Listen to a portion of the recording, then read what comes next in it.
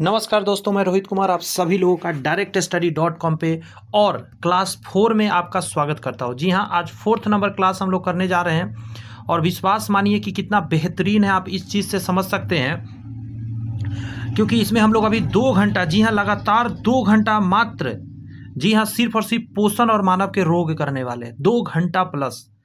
अब इतने देर तक यदि क्लास चला है, सोचिए कितने क्वेश्चन करेंगे। 150 प्लस क्वेश्चन मैं भी कराने वाला हूं, आपको जान लीजिए। और इस वीडियो से कम एग्जाम में 2 नंबर तो गारंटी के साथ 2 से 3 नंबर पक्का होने वाला है, कहीं नहीं जाने वाला है। किसी भी एग्जाम का क्यों ना आप तैयारी करते हो, इस चैप्टर से सिर्फ। और पता होना चाहिए कि 2800 प्लस का सीरीज था, जिसको कि मैंने बदल के 10,000 प्लस सीरीज कर दिया है विज्ञान का। इसमें बहुत सारे क्वेश्चन आपके बीच ला के रखूंगा, तो इसे वन शॉट वन वीडियो वाला चैप्टर है। लेकिन यहाँ पे इस बार वन ही चैप्टर है, नीचे जो लिखा हुआ है 1 शॉट 4 चैप्टर, माफी चाहते हैं, ये थोड़ा थंबनेल बनाते समय मिसप्रिंट हुआ है। वन ही वीडियो इसमें है चैप्टर है, क्योंकि इतना लंबा चैप्टर है, इतना लंबा चैप्टर कि कहा नहीं जा सकता। बात समझ में आ रही है? इससे पहले वाला वीडियो में 4 चैप्टर आया था, थंबनेल एडिट करते में थोड़ा सा मिस्टेक हुआ है। कोई नहीं, आपसे बस इतना ही रिक्वेस्ट रहेगा, चैनल सब्सक्राइब करके बेल आइकन जरूर प्रेस कर लीजिए कि ऐसा वीडियो सीरीज कहीं नहीं देखने को मिलेगा। क्योंकि मात्र 2 घंटा के अंदर 150 क्वेश्चन कराया जाता है, वो भी फुल एक्सप्लेनेशन के साथ। आप ये मत सोचिए कि एक्सप्लेनेशन नहीं है, सिर्फ आंसर बता के चले जाएंगे, जी नहीं, फुल एक्सप्लेनेशन के साथ आपको बताया जाएगा। तो चलिए आज के सेशन को शुरू करते हैं। सेशन स्टार्ट करने से पहले मैं अपने बारे में बता दूं, मेरा नाम दोस्त रोहित कुमार हुआ। और जैसे आप आज एक गवर्नमेंट जॉब की तैयारी के लिए परेशान है, वैसे मैं भी परेशान था, लेकिन मैं गवर्नमेंट जॉब ले लिया। और मैं 2009 से ही दोस्त पढ़ा रहा हूं। और मैंने कैसे जॉब लिया, मैं आपको धीरे धीरे करके सारी बात समझा दूंगा।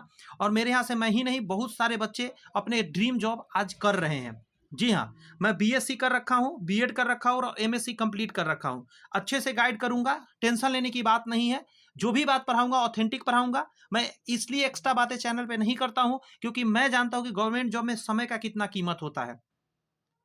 कम समय में ज्यादा कंटेंट के लिए आप आते हैं, तो वही आपको मिलेगा हमारे चैनल पे। तो चलिए सेशन को देखते हैं। बहुत सारे क्वेश्चंस, और ये जो आप देख सकते हैं चैप्टर है हमारा पोषण एवं मानव में रोग। वेरी वेरी इंपॉर्टेंट चैप्टर है, माइंड में बैठा लीजिए। इस चैप्टर से कई क्वेश्चन एग्जाम में देखने को मिलेगा। तो शुरुआत करते हैं, शांति से देखिएगा, लंबा सेशन होगा, अपने आप को उस लेवल का बना के रखिएगा सेशन तक में। पहला क्वेश्चन है, सेब का हृदय रोगियों के लिए विशेष महत्व है क्योंकि ये बड़े स्रोत है। सेब का हृदय रोगियों के लिए विशेष महत्व है क्योंकि इसमें कौन सा चीज मिलता है? तो आंसर हो जाएगा तो पोटेशियम के लिए। बात समझ में आया? इसमें जो है सबसे ज़्यादा मात्रा में पोटेशियम मिलता है, महत्वपूर्ण है इसीलिए। तो आंसर डी कहिएगा। अब इसका डिटेल थोड़ा सा नीचे देखिए।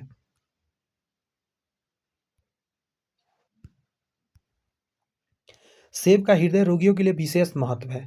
इसके सेवन से कुल कोलेस्ट्रॉल घटता है। सेब में पाए जाने वाला एंटीऑक्सीडेंट रक्त वाहिकाओं में पाए जाने वाले वसा के से सुरक्षा प्रदान कराता है। ठीक है। सेब में पर्याप्त खनिज तत्व पाए जाते हैं, जिसमें पोटेशियम महत्वपूर्ण है, जो हृदय की धड़कन को नियंत्रित करता है और उच्च रक्तचाप को सामान्य बनाए रखता है। इसलिए सेब वेरी वेरी इंपॉर्टेंट हो जाता है। अंडरस्टैंड? घाव को भरने में सहायक विटामिन सी है, ध्यान रखिएगा। विटामिन सी से घाव भरता है। आगे कहता है किसके अवशोषण में विटामिन सी मदद करता है? विटामिन सी मदद कर रहा है क्या अवशोषण में? तो याद रखिएगा, कैल्शियम मैग्नीशियम के साथ, ध्यान रखिए, कैल्शियम और मैग्नीशियम के साथ विटामिन डी ग्रहण करने पर यह विटामिन कैल्शियम मैग्नीशियम और अन्य खनिजों के अवशोषण की दर में वृद्धि करता है। इसी तरह विटामिन सी लौ अवशोषण में आवश्यक होता है। तो आंसर क्या हो जाएगा? लोहा। ठीक है, कि विटामिन जो है, विटामिन सी लोहा को अवशोषित करने में मदद करता है।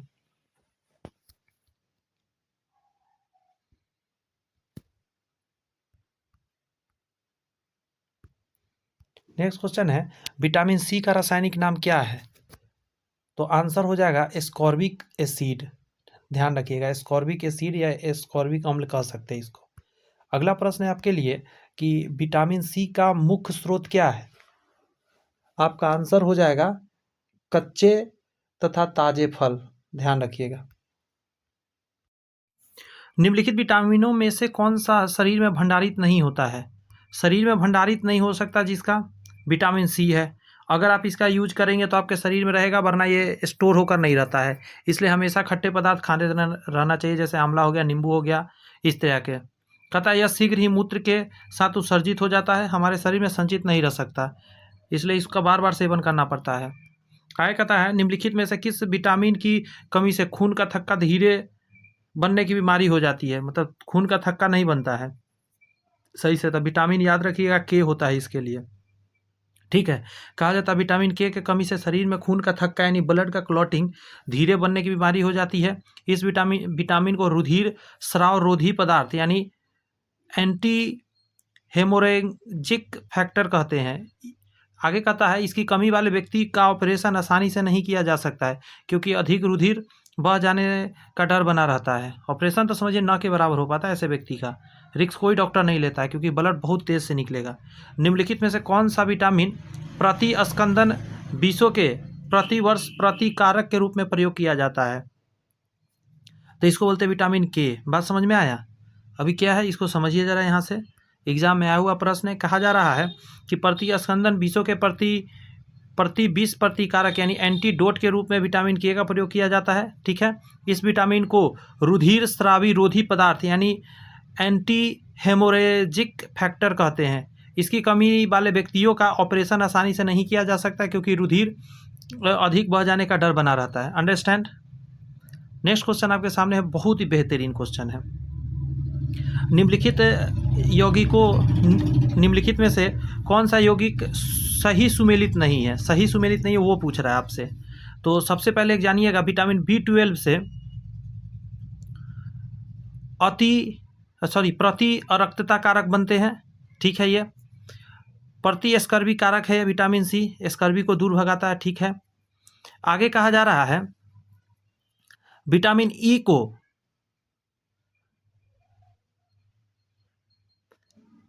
यहाँ पे ध्यान रखिएगा, विटामिन ई लिखना पड़ेगा। ये जो के है ना, ये गड़बड़ लगा हुआ है, ठीक। यहाँ पे अगर के ई लिख दीजिएगा विटामिन ई, तब जाके आपका सही हो पाएगा ये जो है, ठीक है। विटामिन ई को कहा जाता है बंध्यता रोधी कारक, और विटामिन के तो जानते ही हैं प्रति रक्तस्रावी कारक बोला जाता है। अब इसको यहाँ से समझ लीजिएगा जरा। विटामिन ई को बंध्यारोधी कारक यानी एंटी सेरेलिटी फैक्टर के रूप में हम लोग जानते हैं। आगे कहा जा रहा है विटामिन डी का रासायनिक नाम कैल्सीफेरॉल है। इसकी कमी से बच्चों में रिकेट्स तथा वयस्कों में ऑस्टियोमैलेशिया नामक बीमारी हो जाता है, ध्यान रखिएगा।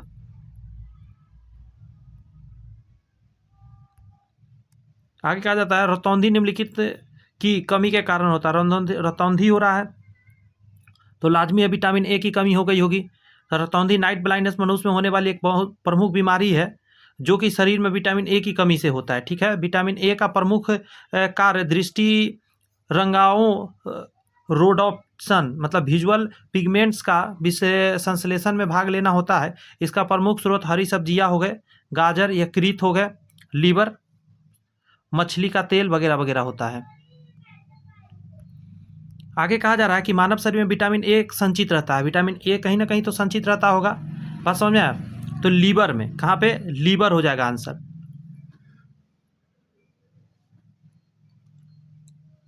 मानव शरीर में यकृत में विटामिन ए की काफी मात्रा संचित रहती है। विटामिन ए का रासायनिक नाम रेटिनॉल है। अगला कहा जाता है, ये इंपॉर्टेंट है, विटामिन ए का नाम जो है ना रेटिनॉल, बहुत इंपॉर्टेंट है। अगर किसकी कमी से शरीर में रतौंधी हो जाती है तो इस विटामिन की कमी से होती है। कहता है इस विटामिन को संक्रमण रोधी विटामिन भी कहा जाता है। जिस प्रकार दूध, मक्खन, अंडा, मछली का तेल, गाजर, ये सभी इसका अच्छे स्रोत है। ये सब याद करिए, ये सब डायरेक्ट एग्जाम में लड़ेगा क्वेश्चन।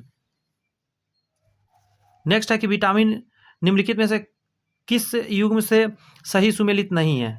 तो विटामिन B1 संतरा में मिलेगा, सब उल्टा पुल्टा लगता है, रुक जाइए।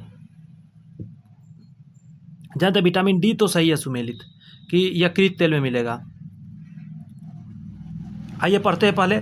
सूर्य का प्रकाश, ठीक है, माइंड में बैठाइएगा, एवं कॉड यकृत तेल विटामिन डी का समृद्ध स्रोत है।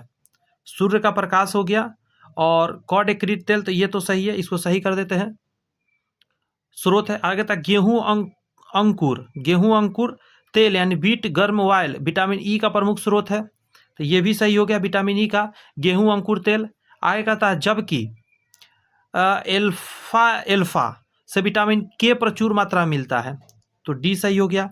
आगे कहा जा रहा है यद्यपि संतरा विटामिन सी का प्रमुख स्रोत है, ओके, यद्यपि इसमें विटामिन B1 भी बहुत कम मात्रा में प्राप्त होता है, यानी ये भी सही है, विटामिन B1 भी संतरा में होता है। दैट मीन्स सारे सही हो गए। क्वेश्चन हो जाएगा ई आंसर, क्योंकि इसमें से ज़्यादा आंसर हो जाएंगे। पहला नंबर इसलिए मुझे लग रहा था गड़बड़ है क्योंकि संतरा मेनली विटामिन सी के लिए आता है, बट इसमें विटामिन B1 भी पाया जाता है, तो आप इस बात को याद रख सकते हैं। विटामिन B1 में संतरा, विटामिन डी कहाँ मिलेगा, कॉड यकृत तेल में, विटामिन ई गेहूँ अंकुर तेल में, विटामिन के अल्फा।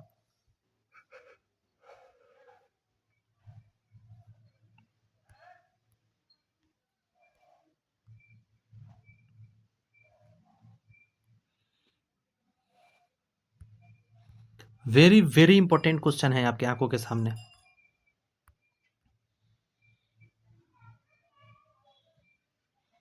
बहुत ज़्यादा इंपॉर्टेंट, मतलब सोचने से ज़्यादा।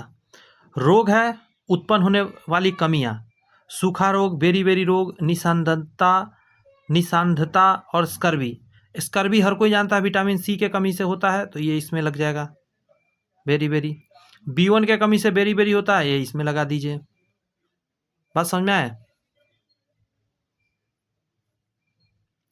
सूखा रोग विटामिन डी के कमी से हो जाता है, हड्डी एकदम पतला रह जाता है, और निशांधता के बारे में कहता है विटामिन ई के कमी से हो जाएगा। पूरा लाइन से ही दिया हुआ था सामने। अब इसको यहाँ से समझने का कोशिश किया जा सकता है कि सूखा रोग या रिकेट्स विटामिन डी की कमी से होता है, बेरी विटामिन B1 की कमी से होता है। अगला कहता है निशांधता या रतौंधी विटामिन ए की कमी से होने वाली आंखों का रोग है। स्कर्वी रोग विटामिन सी की कमी से होता है। अंडरस्टैंड। आगे है आपका निम्नलिखित में कौन सा युग्म सही सुमेलित नहीं है। सही सुमेलित नहीं है, तो आप समझिएगा बात का।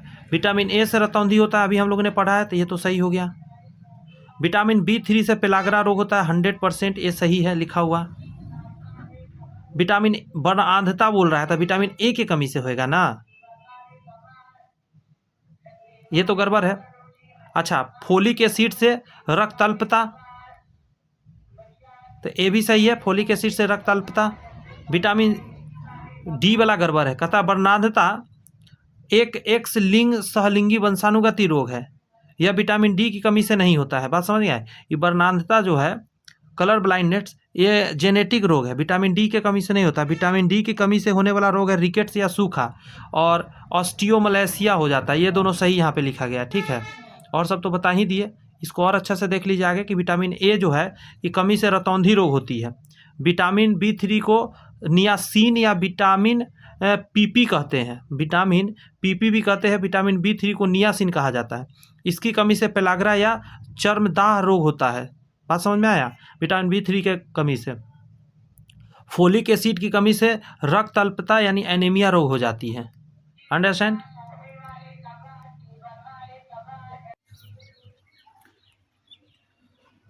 अगला क्वेश्चन है कि प्रोटीन की अधिकतम मात्रा पाई जाती है। प्रोटीन कहाँ मिलेगा। दाल में मिलता है। बात समझ में आ रहा है।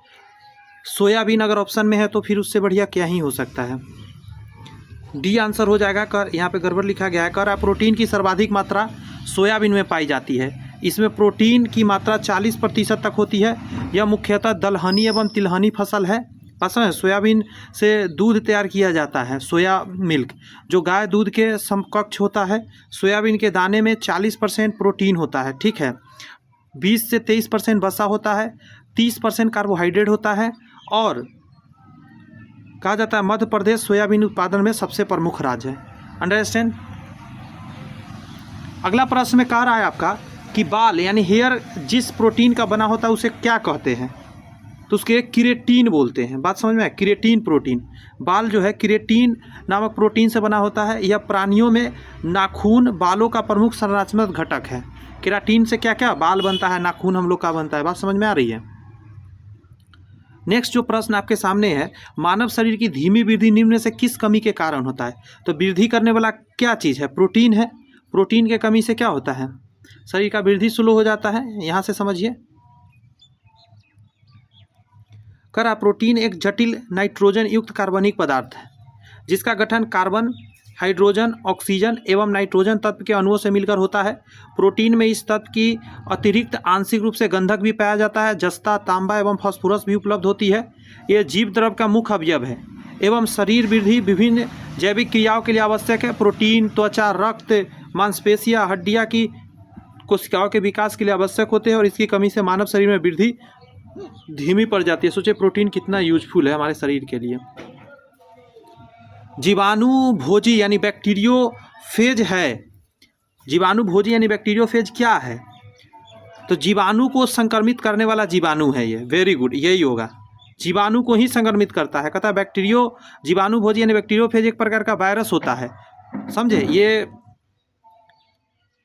ध्यान रखिएगा। जीवाणुओं को संक्रमित करता है। अन्य प्रकार के वायरस की भांति इसमें प्रोटीन की परत, इसके भीतर न्यूक्लिक अम्ल, डीएनए या आरएनए पाया जाता है, ध्यान रखिएगा। लेकिन यहाँ ना जीवाणु को संक्रमित करने वाला वायरस लिखता ना तो सही होता, समझे। जीवाणु लिख दिया गया है लेकिन वायरस होता है, यहाँ पे सही लिखा गया है। जीवाणु को संक्रमित करने वाला जीवाणु नहीं है। बैक्टीरियोफेज, बैक्टीरिया भले ही लगा है लेकिन ये क्या है? एक वायरस है। आगे कहा जा रहा है पीला बुखार निम्नलिखित के द्वारा फैलता है। पीला बुखार सुने होंगे, तो कहता है पित्त ज्वर जिसको बोलते हैं का संक्रमण रोग जो है, इसका कारक यह एक सूक्ष्म विषाणु होता है। क्या है? विषाणु, वायरस से होता है, जिसका संबंध एडीज एजिप्टी जाति के मच्छर द्वारा होता है। ठीक है, जो कि ऑप्शन में नहीं है, तो आंसर डी डालिएगा। एडीज एजिप्टी मच्छर द्वारा पीली बुखार होता है, याद रहेगा, और वायरस के कारण होता है। आगे कह रहा है निम्नलिखित रोगों में से कौन सा टाइगर मच्छरों द्वारा संचालित होता है? टाइगर मच्छर द्वारा संचालित होने वाला कौन सा रोग है? तो आप इसका आंसर डालेंगे जापानी इंसेफ्लाइटिस। ठीक है, कह रहा है एंडीज एल्बोपिक्स, जिसे टाइगर मच्छर के नाम से भी जाना जाता है, पित्त ज्वर, डेंगू ज्वर, चिकनगुनिया और सेंट लुई इंसेफ्लाइटिस जैसे रोगों के कारक विषाणु का वाहन करते हैं। एक नहीं, पित्त ज्वर भी इससे होता है, अभी थोड़ा देर ऊपर में आपने देखा भी है। डेंगू ज्वर हो गया, चिकनगुनिया हो गया, सेंट लुई इंसेफ्लाइटिस जैसे रोगों का कारक होता है यह विषाणु। आगे कहता है जापानी इंसेफ्लाइटिस रोग का कारक फेल्वीराइडी कुल का विषाणु होता है। कौन सा? फेल्वीराइडी कुल का विषाणु होता है। इस विषाणु के वाहक सिर्फ क्यूलेक्स प्रजाति के मच्छर, बात समझ में आया? क्यूलेक्स प्रजाति के मच्छर, जिसका नाम है क्यूलेक्स ट्रिटिनियोरिंक्स तथा क्यूलेक्स बिश्नोई द्वारा फैलते हैं। ये 2 गो मच्छर है जो ये बीमारी फैलाता है, जिस बीमारी का नाम है आपका कहा गया जापानी इंसेफ्लाइटिस रोग। अंडरस्टैंड, याद रहेगा ये जो लास्ट वाला है। लेकिन चिकनगुनिया, डेंगू और पित्त ज्वर, ये तीनों जो शुरू वाला है, इसका क्या है? तो एडीज एजिप्टी मच्छर, बात समझ में आया? ये जो एडीज एल्बोपिक्स है, जिसे टाइगर मच्छर कहते हैं, यही है पित्त ज्वर, डेंगू और चिकनगुनिया फैलाने वाला। लेकिन इनमें जापानी इंसेफ्लाइटिस फैलाने वाला कौन है? तो क्यूलेक्स मच्छर बोलेंगे इसको। क्यूलेक्स ट्रिटिनिंग्स और क्यूलेक्स बिश्नोई मच्छर फैलाता है।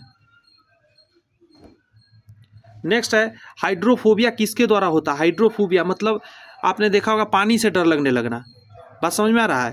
तो ये होता है पानी से डर लगने को हाइड्रोफोबिया के नाम से हम लोग जानते हैं, और ये वायरस के कारण होता है। कहता है इसमें रोगी पानी के समान प्रयोग से डरता है, लेकिन नदी, झील, समुद्र के पास जाने से या तैरने में घबराता है। बात समझ में आया? मतलब नॉर्मल चीज़ से नहीं डरता है, बात समझ में आ रहा है? लेकिन नदी में, झील में ज़्यादा पानी से उसको प्रॉब्लम है, समुद्र के पास जाने और तैरने से घबराता है। हाइड्रोफोबिया रेबीज का पुराना नाम भी है। रेबीज का विषाणु जो है केंद्रीय नाड़ी तंत्र को प्रभावित करता है, सेंट्रल नर्वस सिस्टम है ना, उसको प्रभावित करता है। आगे है मस्तिष्क तथा मेरुरज्जु पर चढ़ी झिल्ली में सूजन आ जाने से कौन सा रोग होगा? मस्तिष्क है और मेरुरज्जु का नाम सुने होंगे, इस पर चढ़ी झिल्ली में सूजन आने से कौन सा रोग होता है? तो इसको हम लोग बोलते हैं, वेरी वेरी इंपॉर्टेंट, मेनिंजाइटिस रोग बोला जाता है। मेनिंजाइटिस वायरस के कारण वायरस, बैक्टीरिया तथा अन्य माइक्रो ऑर्गेनिम्स के संक्रमण से मस्तिष्क तथा मेरुरज्जु पर चढ़ी झिल्ली में सूजन आ जाने से होने वाला ये रोग है। मस्तिष्क का बुखार भी बोलते हैं, बहुत खराब चीज़ है मेरे दोस्त, बहुत खराब। नेक्स्ट प्रश्न है कि भारत में जन्मे प्रत्येक 200 शिशुओं में से एक अतिसार से मर जाता है, इसका कारण क्या है? तो बच्चों में है ना, तो रोटो वायरस कहलाएगा। बात समझ में? रोटो वायरस के कारण ऐसा होता है। यहाँ ध्यान दीजिए, कह रहा है विषाणु, जीवाणु एवं परजीवियों के संक्रमण के फलस्वरूप, किसका किसका, वायरस, बैक्टीरिया और परजीवियों के संक्रमण के फलस्वरूप अतिसार रोग हो सकता है। अतिसार हो सकता है। वयस्कों में अतिसार का प्रमुख कारक क्या है, नोरोवायरस, जबकि बच्चों में क्या है, रोटा वायरस। संक्रमण अतिसार का प्रमुख कारण होता है। सियाने लोग में क्या है, नोरोवायरस, और बच्चा में रोटा वायरस। नेक्स्ट जो आपको कहा जा रहा है उसमें कहता है निम्नलिखित में से कौन सा रोग का कारण जीवाणु नहीं होता है। कौन सा रोग का कारण जीवाणु नहीं है, एड्स वायरस के कारण होता है। अगर बात करें बैक्टीरिया से तो डिप्थेरिया हो गया, काली खांसी हो गया, हैजा हो गया, ये सभी होता है आपको बैक्टीरिया से। लेकिन एड्स जो है विषाणु द्वारा जनित रोग है। एड्स के लिए उत्तरदायी विषाणु को रेट्रो वायरस बोलते हैं, रेट्रो वायरस।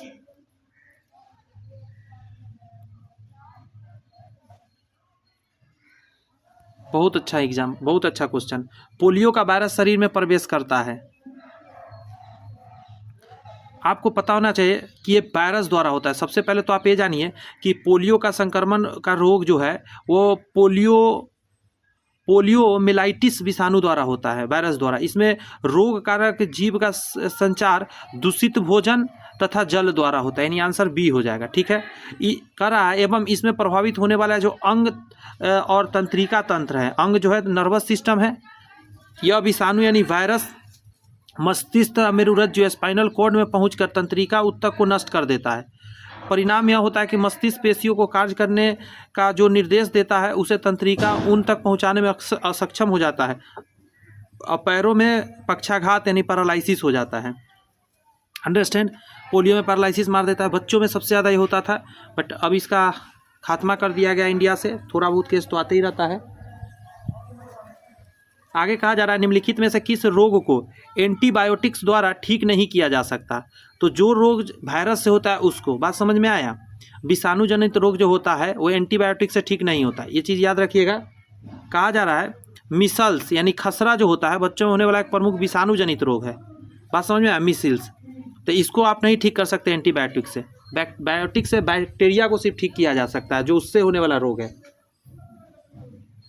तो उसको समझने का क्या है, कुष्ठ रोग हो गया, टिटनेस हो गया, हैजा हो गया, बात समझ में आया, ये सब बैक्टीरिया से होता है कहा जाता है। जबकि विकल्प में शेष रोग जैसे कुष्ठ हो गया जिसको लेप्रेसी बोलते हैं, टिटनेस हो गया, टेटनस, हैजा हो गया, कॉलेरा जीवाणु जन्य रोग है जिसे विभिन्न प्रकार के प्रतिजैविक यानी एंटीबायोटिक द्वारा ठीक किया जा सकता है। तो यहाँ से याद करते चलिए कि टिटनेस किससे होता है, बैक्टीरिया से, हैजा भी बैक्टीरिया से, मिसेल्स खसरा भी बैक्टीरिया से, लेकिन कुष्ठ रोग जो है, सॉरी उल्टा मैं बोल दिया, कुष्ठ रोग भी बैक्टीरिया से, और मिसेल्स ये जो है ये है आपका क्या चीज़ से होने वाला, वायरस से होने वाला।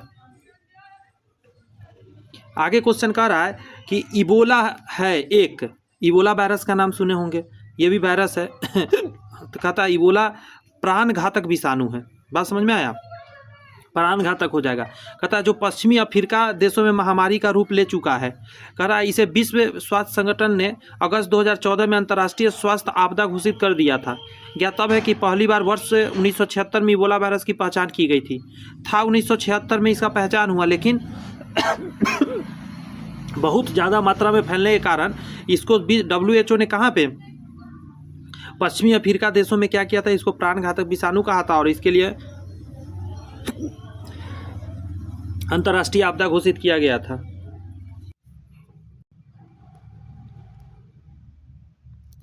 निम्नलिखित कथनों में से कौन सा सही है, उत्तर सही का चयन करके कूट बनाइए नीचे।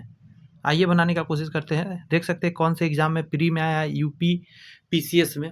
क्वेश्चन तो अच्छा होना चाहिए लेवल का। पहला कहता है मानव शरीर में फीवर सबसे लंबी अस्थि है, जांग की हड्डी फीमर बोलते हैं, ये सही है, पहला तो सही है। तो जिस ऑप्शन में पहला है वो सही होगा, यानी ये तो नहीं हो सकता आंसर। हैजा रोग जीवाणु के कारण होता है, तो हैजा रोग एथलीट फुट, हाँ, हैजा रोग जीवाणु के कारण होता है और ये मानव में फीवर सबसे लंबी हड्डी, ये दोनों सही है। लेकिन एथलीट फुट जो होता है ये आपको पता होना चाहिए, इसको कृमि के द्वारा होता है, बात समझ में आया, कवक के द्वारा होता है कहने का मतलब है। तो ये तो गड़बड़ है, विषाणु नहीं होगा, यहाँ कवक होगा। तो आंसर पकड़ लिए हम लोग सारे। आइए, मानव शरीर में फीमर जिसको कि उर्बिका हड्डी भी बोलते हैं, बहुत लोग इसको नहीं जानते लेकिन जानिए, उर्बिका हड्डी के नाम से जानते हैं, फीमर सबसे लंबी अस्थि है। हैजा रोग के बारे में कहता है, विब्रियो कोलेरी नामक जीवाणु द्वारा आता है। कौन सा? ये बहुत इंपॉर्टेंट है, ये नाम पूछता है जीवाणु का। विब्रियो कोलेरी नामक जीवाणु के द्वारा होता है।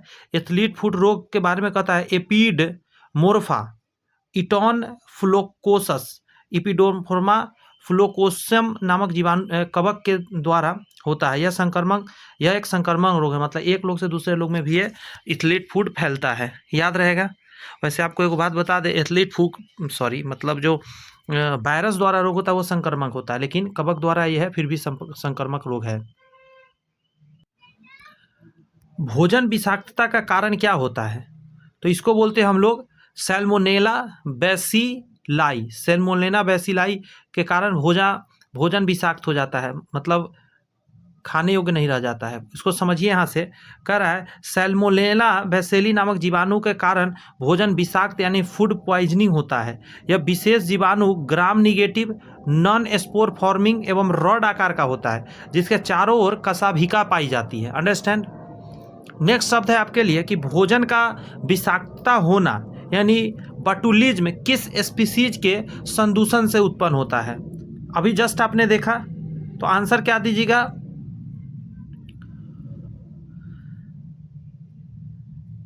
बैसिलस करके था, यहाँ का रहा है बाटुलिज्म रोग। बाटुलिज्म नाम का है ना, यहाँ विषाक्त होना, भोजन का विषाक्त होना यानी बाटुलिज्म रोग। कोलिस्ट्रीडियम बोटुलियम नामक ग्राम पॉजिटिव जीवाणु के द्वारा उत्पन्न विषाक्त के कारण होता है। तो ये कहाँ पे है? ऑप्शन नंबर सी में है, कोलिस्ट्रीडियम बाटुलिनम। थोड़ा सा पढ़ने में उटपटांग सा नाम रहता है, लेकिन क्या करेंगे, बार बार जब देखेंगे तो धीरे धीरे याद होगा। डीपीटी बहुत इंपॉर्टेंट है। डीपीटी का टीका निम्नलिखित में किसके सुरक्षा हेतु दिया जाता है? तो डिप्थीरिया, डी से डिप्थीरिया होता है। तो देखिए इस ऑप्शन में नहीं है तो इसको हटा दीजिए, ये नहीं हो सकता आंसर। डिप्थीरिया, पर्टूसिस, पी से पर्टूसिस होता है। पर्टूसिस मतलब होता है क्या बोला जाए उसको, कुकुर खांसी। बात समझ में आया? पर्टूसिस मतलब क्या होता है? डिप्थीरिया और पर्टूसिस कुकुर खांसी। और टी से टिटेनस होता है, तो टिटेनस यहाँ है, तो यही ऑप्शन आंसर हो जाएगा आपका। बात समझ में आया? और डिप्थीरिया, पर्टूसिस और टिटेनस कुकुर खांसी जिसको बोलते हैं। नवजात शिशु में डीपीटी का वैक्सीन दिया जाता है छोटे बच्चे को। डीपीटी वैक्सीन का प्रयोग किन बीमारियों के लिए किया जाता है? डीपीटी वैक्सीन का प्रयोग किन बीमारियों के लिए किया जाता है? तो आंसर हो जाएगा, अभी पता है, डिप्थीरिया, काली खांसी या कुकुर खांसी या टिटेनस। यहाँ का रहा है डिप्थीरिया, काली खांसी, कुकुर खांसी या वुपिंग कफ बोलते हैं, टिटेनस या धनुष टंकर मतलब धनुष रोग करके बोला जाता है। ठीक है, ये ध्यान रखिएगा टिटेनस को। बचाव हेतु नवजात शिशु को डीपीटी वैक्सीन दिया जाता है। Very good. अगला कहता है ज्ञातव्य हो कि उक्त तीनों रोग जीवाणु यानी कि बैक्टीरिया द्वारा होता है। ऐसा माइंड में रखना है क्रमशः। इसका कौन कौन जीवाणु है उसको भी याद कीजिए। अच्छा, थोड़ा और मैं बड़ा कर दूं जूम, एकदम अच्छे से याद कीजिए। जो सबसे पहला है जैसे डिप्थीरिया, ये होता है कोरिनी बैक्टीरियम डिप्थीरी के कारण। कोरिनी बैक्टीरियम डिप्थीरी के कारण होता है। काली खांसी जिसको कि हम लोग क्या बोलते हैं, पर्टूसिस। वुपिंग कफ ये होता है हीमोफिलस पर्टूसिस। बात समझ में आया? पर्टूसिस यानी इसको बोलते हैं ब्रुटेला पर्टूसिस। नेक्स्ट है जो लास्ट में टिटेनस, इसका रीजन है कोलिस्ट्रीडियम टिटेनी नामक क्या बोला जाए जीवाणु के कारण होता है। ये सभी जीवाणु से होता है, माइंड में रखिएगा। आइए, वेरी वेरी इंपॉर्टेंट, टीबी की परीक्षण हेतु विशिष्ट परीक्षण है। टीबी को कैसे चेक किया जाता है? तो टीबी चेक करने के लिए तरीका है मैट्रिक्स की परीक्षण। मैट्रिक्स परीक्षण बोला जाता है। तपेदिक यानी टीबी के संक्रमण के परीक्षण हेतु टीबी रक्त परीक्षण यानी टीबी ब्लड टेस्ट किया जाता है। इसमें ही मैट्रिक्स ट्यूब क्यूलिन त्वचा परीक्षण कहते हैं। इसे मैट्रिक्स ट्यूब क्यूलिन परीक्षण कहते हैं। इस परीक्षण के हाथ के निचले हिस्से की त्वचा में ट्यूबरक्लोनिन नामक तरल की अल्प मात्रा इंजेक्ट के रूप में लगाई जाती है। इंजेक्ट लगाने के 48 से 72 घंटे बाद हाथ पर उसके प्रभावों का अध्ययन किया जाता है। जैसा सिचुएशन होता है उससे पता चल जाता है कि टीबी कितना फैला है, नहीं टीबी का इलाज है, अगर टीबी सही से इलाज लंबा समय चलता है, 6 महीना तक होता है, ठीक है। अगर इलाज लोग करवाए तो ठीक हो सकता है, वरना मर सकता है आदमी। टिटनेस नामक रोग निम्न में से जाना जाता है, अभी आपने देखा था, इसको और भी नाम से जाना जाता है, तो धनुष रोग करके जानते हैं इसको। बात समझे, टिटनेस या धनुष टंकार वह रोग है जिसमें रोगी का शरीर धनुष की तरह टेढ़ा होकर अकड़ जाता है। यह एक घातक संक्रामक रोग है जो क्लोस्ट्रिडियम टिटेरी नामक जीवाणु के कारण होता है। यह रोग लॉक जॉ यानी लॉक जॉ नाम से भी जाना जाता है। यही है लॉक जॉ। लॉक जॉ मतलब जबड़ा अकड़ जाना, बोल नहीं पाना, शरीर हड्डी जैसे वैसे ही अकड़ा हुआ पड़ा रह जाना। अंडरस्टैंड जी सर। निम्न में से कौन संक्रमण मच्छर के काटने से नहीं होता है? अभी कुछ देर पहले आपने देखा था कि मच्छर के काटने से पित्त ज्वर होता है, डेंगू होता है, मलेरिया होता है, लेकिन प्लेग जो है मच्छर के काटने से नहीं होता है। अंडरस्टैंड। यहाँ देखिए, प्लेग एक संक्रमण है, प्लेग एक संक्रमण या संसर्ग रोग है, इन्फेक्टस डिजीज है, जो कि विशेष जीवाणु, गौर से सुनिए, जीवाणु यानी जिसको बोलते हैं पेस्ट्यूरेला पेस्टिस द्वारा होता है। इसमें मच्छर का कोई योगदान नहीं होता है। आगे सुनिए, यह रोग चूहे को होता है। यह सर्वप्रथम किसको हुआ था? यह रोग सर्वप्रथम चूहे को होता है। चूहे के शरीर पर पिस्सू रहते हैं जो इसका संदूषित रक्त चूसते हैं। फलतः रोग के जीवाणु पिस्सू में पहुंच जाते हैं और पिस्सू के काटने से रोग के जीवाणु शरीर में पहुंचकर प्लेग रोग उत्पन्न करते हैं। बात समझ में है? ये है प्रोसेस।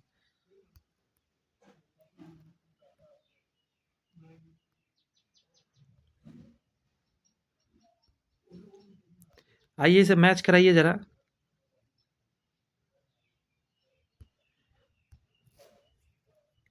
किसके द्वारा कैसे फैलता हुआ आपसे पूछ रहा है। तो वायु की अगर बात करें, खांसने वाला व्यक्ति यदि टीबी वाला लोग खांस दिया आपके सामने, आपके मुंह के पास, तो आपको भी होने का संभावना है।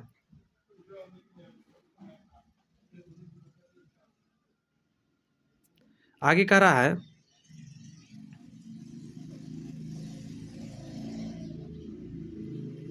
टिटनेस फैलता है घावों द्वारा। अगर आपको जंग लगा हुआ चीज से कट जाए तो टिटनेस फैल जाता है। बात समझ में आया?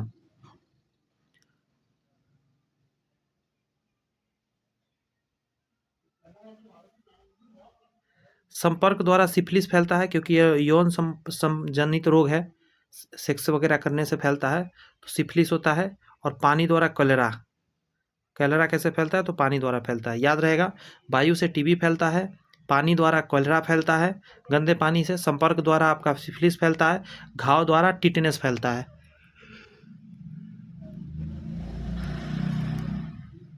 वायु द्वारा टीबी, पानी द्वारा कॉलेरा या हैजा, संपर्क द्वारा सिफिलिस और घाव द्वारा टिटनेस।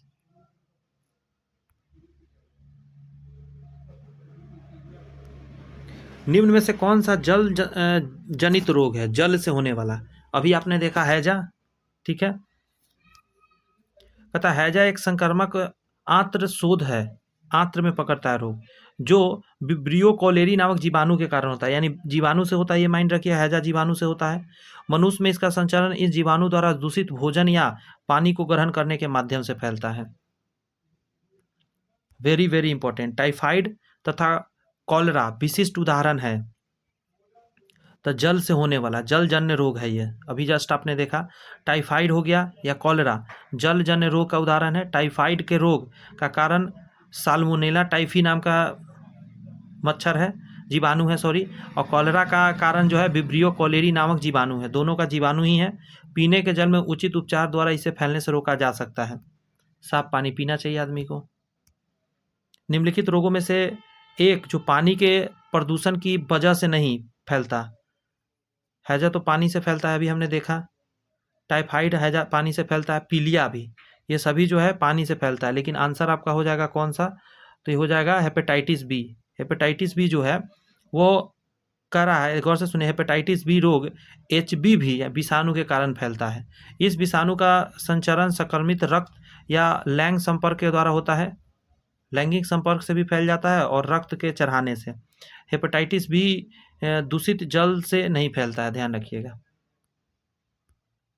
नेक्स्ट है कि बीसीजी का टीका निम्न में से किसके लिए दिया जाता है। बीसीजी का टीका किसके लिए दिया जाता है, वो आपसे हो जाएगा ये टीबी के लिए। कौन सा, यक्ष्मा बोलते हैं टीबी के लिए। 12 महीना के बच्चा जन्म लेता है उसके 12 महीना के अंदर लगाना चाहिए बीसीजी का टीका जो है, कि जन्म से 12 महीना के अंदर लगा देना चाहिए। यहाँ कह रहा है कि बीसीजी यानी bacillus Calmette Guérin, bacillus Calmette Guérin का टीका तपेदिक यानी कि राजयक्ष्मा टीबी के बचाव के लिए शिशु को जन्म के तुरंत बाद लगाया जाना चाहिए। यह टीका यदि जन्म के तुरंत बाद न लगाया गया हो तो शिशु के जन्म से 12 महीने के अंदर तक दे दिया जाता है, किंतु जन्म के बाद जितनी अवधि व्यतीत होती ही जाएगी प्रभाविता उतना कमता जाएगा। ये जो टीका है उसका जन्म के 12 माह के बाद बीसीजी टीका लगाने का कोई फायदा नहीं होता है, जितना जल्दी लगेगा उतना अच्छा है। कौन सा रोग कवक के कारण होता है, कवक के कारण रोग, त्वचा का प्रदाद बोलते हैं इसको, जो रिंग वर्म वगैरह होता है ना, जहाँ खुजली खुजली खुजली खुजली, समझे ना, ये सब इसी के कारण होता है। कहता है पोलियो रोग का कारक विषाणु है, वायरस के कारण पोलियो होता है, जबकि त्वचा का प्रदाद यानी जिसको बोलते हैं डर्मेटेसिस का कारण कवक होता है। हैजा रोग जीवाणु के कारण होता है, ध्यान रहेगा, हैजा जीवाणु के कारण होता है, ये कवक के कारण और विषाणु के कारण, तीनों 3 तरह से फैलता है। निम्नलिखित में से कौन सा रोग कवक जनित है, कवक से होने पर, तो गंजापन, बात समझे। वर्णांधता अनुवांशिक रोग है, एड्स वायरस के कारण होता है। कहता है गंजापन कवक जनित रोग है। एड्स मानव प्रतिरक्षा प्रणाली को प्रभावित करने वाला घातक रोग है जिसका कारण HIV विषाणु है। वर्णांधता एक अनुवांशिक रोग है। मलेरिया से प्रभावित होने वाले कौन सा अंग है, मलेरिया आपको पकड़ लिया तो सबसे बड़ी बात है कि मलेरिया पकड़ते ही तिल्ली प्रभावित होता है, बात समझ में आया। तिल्ली कहा जाता है मलेरिया प्लाज्मोडियम नामक एक कुशकीय प्रोटोजवा जंतु के कारण होता है। किसके कारण, प्रोटोजवा से होता है। तो वेरी वेरी इंपॉर्टेंट हो जाता है कि मलेरिया किसके कारण होता है, प्रोटोजवा के कारण होता है। ठीक है, प्रोटोजवा का नाम भी जान लीजिए, मादा एनाफ्लीज। इसके वाहक कौन होते हैं, ये जो प्रोटोजवा इसको मादा एनाफ्लीज मच्छर से फैलता है, जो द्वितीयक पोषक सेकेंडरी होस्ट है।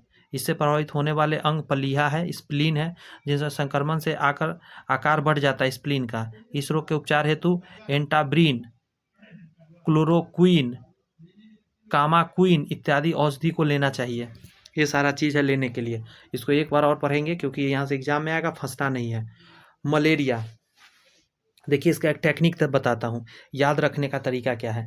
मलेरिया कैसे याद रहेगा कि ये जो होता है प्रोटोजवा से होता है। प्रोटोजवा से होने वाला बहुत कम रोग हम लोग को पता रखना है, पता है, समझे। तो याद रखिएगा मलेरिया जो होता है ना, बस प्रोटोजवा गंदगी चीज़ पर रहता है, बस इतना रखिए। मलेरिया से मल याद रखिए, मल क्या है, गंदगी है, तो प्रोटोजवा वहीं पे मिलेगा। ठीक है, तो मलेरिया प्लाज्मोडियम नामक एक कोशिकीय प्रोटोजवा जंतु के कारण होता है तथा इसकी वजह मादा एनाफ्लीज मच्छर है, ये भी ध्यान रखना है। और ये द्वितीय पोषक के शरीर में डाल देता है, जैसे हम लोग हो गए।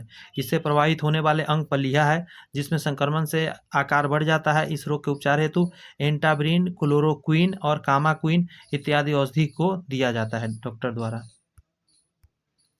मलेरिया तथा डेंगू में निम्नलिखित में से क्या उभयनिष्ठ नहीं है।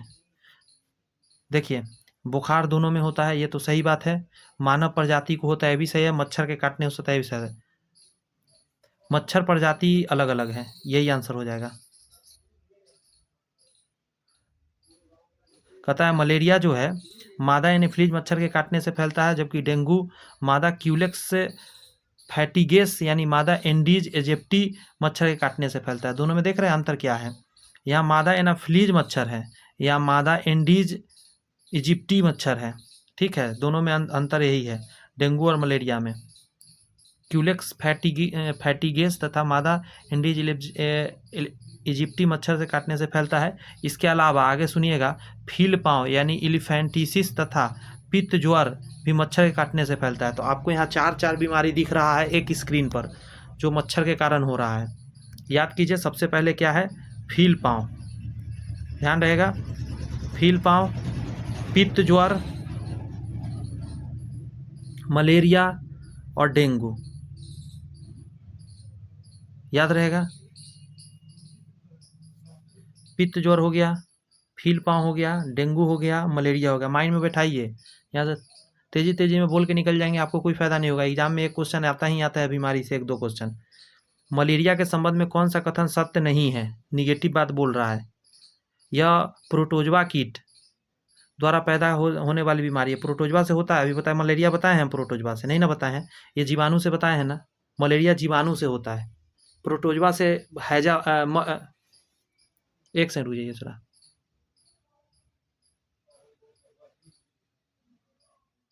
हाँ, ये प्रोटोजवा द्वारा होता है, ये तो मैंने बताया प्रोटोजवा द्वारा होता है, लेकिन ये लिखा हुआ है परोपजीवी कीट यानी इंसेक्ट पैरासाइट द्वारा फैलता है, ऐसा कुछ बताया है नहीं, प्रोटोजवा द्वारा होता है। ये तो हम लोग ने जाना था, प्रोटोजवा द्वारा होता है, मल पे रहने वाला प्रोटोजवा।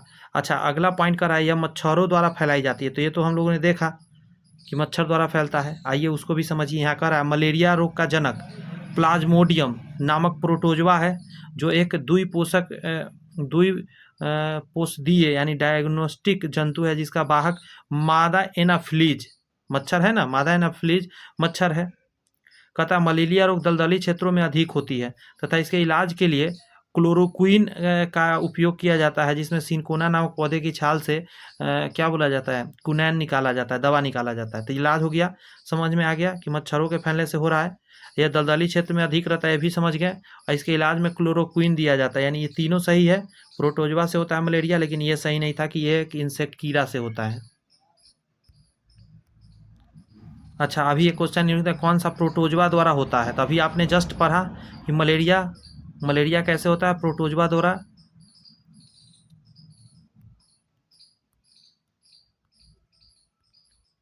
यहाँ से समझिए कि मलेरिया रोग प्लाज्मोडियम नामक प्रोटोजवा परजीवी के कारण होता है। मलेरिया रोग ये तो भी बताया कई बार हो गया, प्रोटोजवा परजीवी कारण होता है।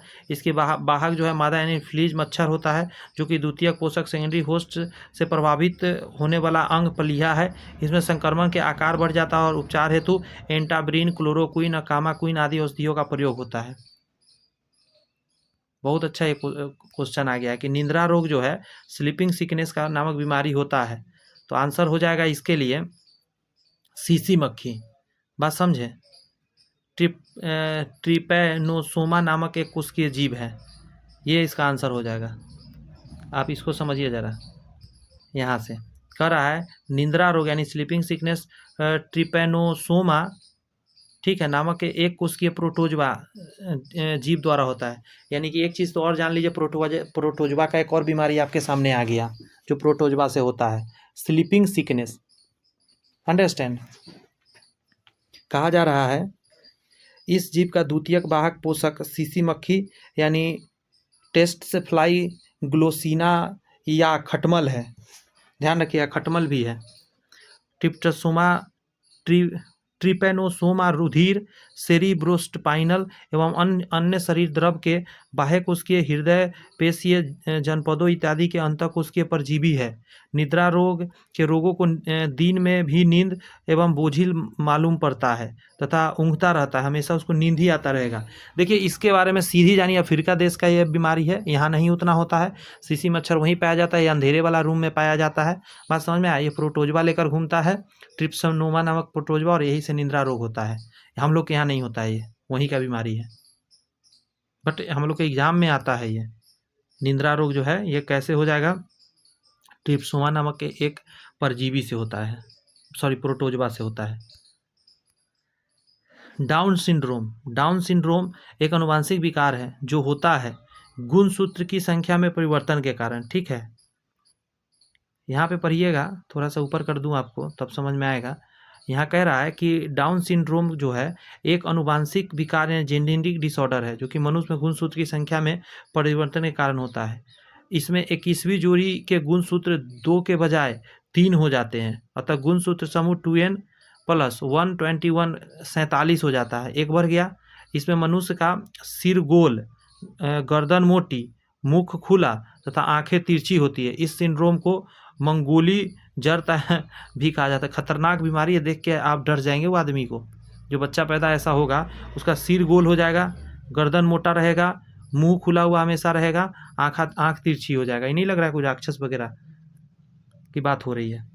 स्त्रियों की तुलना में अधिक पुरुष वर्णांधता से पीड़ित हो सकते हैं, क्योंकि पुरुष ज़्यादा इससे पीड़ित होता है। ये बात सही है, वर्णांधता महिला तो न के बराबर है। तो इसका आंसर होता है इसमें केवल एक्स क्रोमोसोम होते हैं, इसीलिए। आगे कहा जा रहा है, इसको समझ लीजिए डिटेल में यहाँ से, कि वर्णांधता कलर ब्लाइंडनेस एक से लिंग संलग्न वंशागति रोग है। इससे लाल हरा अंधापन या डेल्टोनिज्म भी कहते हैं। इसमें जीन अप्रबल या सुप्त होते हैं। इसमें प्रबल या प्रभावी एलील सामान्य रोगहीन दशा उपस्थित करते हैं। चूँकि पुरुष में यह एक्स ही गुणसूत्र, जबकि महिलाओं में एक्स गुणसूत्र पाए जाते हैं। वर्णांधता रोग का जीन सुप्त होने के कारण संकर अर्थात विषाणुयुग्म स्त्रियों में नहीं होता है, लेकिन सुप्त जीन के लिए शुद्ध नस्ली अर्थात समयुग्मी स्त्रियों में होता है, जिसमें एक प्रत्येक एक्स गुणसूत्र में रोग का तथा सुप्त जीन होता है। पुरुषों में सिर्फ एक ही एक्स गुणसूत्र होने के कारण ऐसे लक्षण का केवल एक ही जीन मौजूद होता है, अतः एक ही सुप्त जीन से रोग का विकार होता है, इसलिए यह रोग ज़्यादातर पुरुष में होता है। कारण बहुत कुछ पढ़ दिए, मैं समझ में आया तो अच्छी बात, नहीं आया तो कोई दिक्कत नहीं। बस आपको इतना याद रखना है कि ये जो वर्णांधता बीमारी है सबसे ज़्यादा पुरुषों में होता है, बस। थैलेसेमिया के रोग में शरीर निम्न से संश्लेषण की क्षमता नहीं रखता है। बहुत आसान क्वेश्चन है, क्या कहेंगे? हीमोग्लोबिन। थैलेसीमिया रोग जो होता है ना, इसमें हीमोग्लोबिन शरीर नहीं बना पाता है, और हीमोग्लोबिन नहीं बनेगा, विटामिन आयरन की कमी हो जाएगी। थैलेसीमिया कहा जाता है जीन प्रति व्यक्ति कर्म का समूह है, जिसके रोग के शरीर में हीमोग्लोबिन से संश्लेषण की क्षमता नहीं होती है। यह विशेष रोग दो प्रकार के एल्फा थैलेसीमिया तथा बीटा थैलेसीमिया होता है। इसमें रोगी के शरीर में अत्यधिक रक्तता यानी खून की कमी हो जाती है, ब्लड चढ़ाना भी पड़ती है। थैलेसीमिया एक अनुवांशिक रोग है जिसमें प्रभावित होता है रक्त प्रभावित होता है। थैलेसीमिया के बारे में अभी पढ़े आपने। अनुवांशिक विकार है जो कि रोग में हीमोग्लोबिन संश्लेषण क्षमता खराब हो जाती है। ये दो प्रकार के होते हैं, एल्फा थैलेसीमिया और बीटा थैलेसीमिया। इसमें रोग लाल रक्त कोशिका यानी रेड ब्लड सेल्स अत्यधिक मात्रा में क्षय होने लगता है, जिसे एनीमिया कहते हैं। कभी कभी ब्लड चढ़ाने की भी नौबत आती है। ऐसे महिला को चुकंदर और लाल साग वगैरह खूब खाने को कहा जाता है, अनार वगैरह। थैलेसीमिया एक वंशाणुगत बीमारी है जो कि निम्नलिखित प्रभावित करता है। तो थैलेसीमिया किसको प्रभावित करता है? खून को। थैलेसीमिया कहा जाता है बच्चों माता पिता की आनुवंशिकता के तौर पर मिलने वाला जन्मजात रोग है। ये शरीर के जोड़ों में गठिया रोग यानी आर्थराइटिस निम्नलिखित में से किसके जमाव से होता है? तो ये तो नॉर्मल सा बात है, आपका आंसर हो जाए यूरिक अम्ल। ठीक है, गठिया रोग शरीर के जोड़ों में यूरिक अम्ल के जमाव से होता है। जब कभी गुर्दे से मूत्र कम या मूत्र अधिक बनने से सामान्य स्तर भंग हो जाता है तो यूरिक अम्ल का स्तर शरीर में बढ़ जाता है और यूरिक अम्ल के क्रिस्टल विभिन्न जोड़ों पर जमा हो जाता है। इससे हमेशा जोड़ों में दर्द रहती है। मिलावटी सरसों के तेल में पके भोजन के खाने वाले लोगों में होने वाली खतरनाक जिसको बीमारी का नाम है ड्रॉप्सी का कारण निम्न में से कौन सा एक नहीं हो सकता है, जैसा कि भारत में हुआ? तो आंसर हो जाएगा, कहा जाता है, देखिए घातक ड्रॉप्सी रोग होने के कारण है सरसों के तेल में आर्जिमोल तेल का मिलावट। बात समझ में आया? कहता है सरसों के तेल में साइनाइड अंश यानी उजला रंग करने वाली मिलावट आदि शामिल है, जबकि धान की भूसी की तेल मिलावट इसका कारण नहीं है। कारण पूछा था कि कौन सा कारण नहीं हो सकता, तो आंसर हो जाएगा धान की भूसी मिलावट। सरसों के तेल में साइनाइड अंश हो सकता है, आर्जिमोला तेल मिलावट हो सकता है, उजला रंग करने वाली मिलावट हो सकता है। ये सब टेक्निक है। एंथोफोबिया निम्न का डर है। एंथोफोबिया जिसको होगा वो क्या चीज़ से डर करेगा? कहता है एंथोफोबिया शब्द की उत्पत्ति ग्रीक शब्द एंथस यानी फ्लावर से हुआ है। फोबास मतलब डर कहा जाता है, जिसमें पुष्प एवं पुष्पों के विभिन्न भाग जैसे दल पुंज इत्यादि से भय उत्पन्न होता है। किसी वस्तु या घटना के प्रति असंगत या काल्पनिक भय का होना फोबिया कहलाता है, यानी फूलों से डर। कैसा इंसान होगा यार फूल से डर? फूल तो लोग क्या क्या बीमारी है ना, फूल से भी डर लगने लगा लोग को, बताइए ज़रा। सिलिकोसिस एक क्या है? ये जो क्वेश्चन है सिलिकोसिस एक क्या है, तो बहुत आसानी से आप कह देंगे कि फेफड़े संबंधी एक बीमारी है। कैसे? सिलिकोसिस के बारे में कहा जाता है कि फेफड़े संबंधी रोग है, धूल कणों में उपस्थित सीस सिलिका, बात समझे, सिलिका श्वसन के द्वारा मनुष्य के फेफड़ों में पहुंच जाता है। सिलिका के नियमित रूप से फेफड़ों में पहुंचने से यह रोग हो जाता है। सिलिका से ही बना है, सिलिकोसिस, ध्यान रखिए। बीमारी वाला चैप्टर से जरूरी एग्जाम में आएगा। उन देशों में जहाँ के लोग का मुख्य खाद्यान्न पॉलिश किया हुआ चावल है, लोग पीड़ित हो जाते हैं। जानते हैं, पॉलिश किया हुआ चावल नहीं खाना चाहिए। इसका बीमारी का नाम है एक सेकंड रुक जाइएगा जरा, बेरी। जी हाँ, बेरी तंत्रिका तंत्र को प्रभावित करने वाला एक व्याधि है जो मुख्यतः आहार थायमीन B1 की कमी से होता है। पॉलिश किए हुए चावल में थायमीन बहुत ही अल्प मात्रा में पाया जाता है, अतः इसके सेवन करने वाले व्यक्ति बेरी नामक रोग से मतलब होने की संभावना रहती है। अंडरस्टैंड, B1 कम जाता है चावल को पॉलिश किया हुआ, इसलिए टूटा चावल लाइए, कच्चा चावल लाइए, सबसे बेस्ट रहेगा। बीमारी पता करने के लिए MRI का मतलब क्या होता है, तो इसको बोलते हैं, ये तो हिंदी में दे दिया है, इंग्लिश में देखिए, इसको बोलते हैं मैग्नेट रिजोनेंस इमेज। ठीक है, इसको हिंदी में क्या है, यहाँ नाम देखिए, चुंबकीय रेजोनेंस चित्रीकरण। बात समझ गया, तो इसका आंसर हो जाएगा C, चुंबकीय रेजोनेंस चित्रीकरण। चलिए हिंदी में भी जान ही गए हम लोग। मैग्नेटिक रिजोनेंस इमेजिंग बोलते हैं। तो इसके द्वारा क्या होता है, चुंबकीय क्षेत्र और रेडियो तरंगों का प्रयोग कर शरीर में भीतरी अंगों को विस्तृत तस्वीर निकाला जाता है। अंडरस्टैंड। BMD परीक्षण किया जाता है पहचान करने के लिए।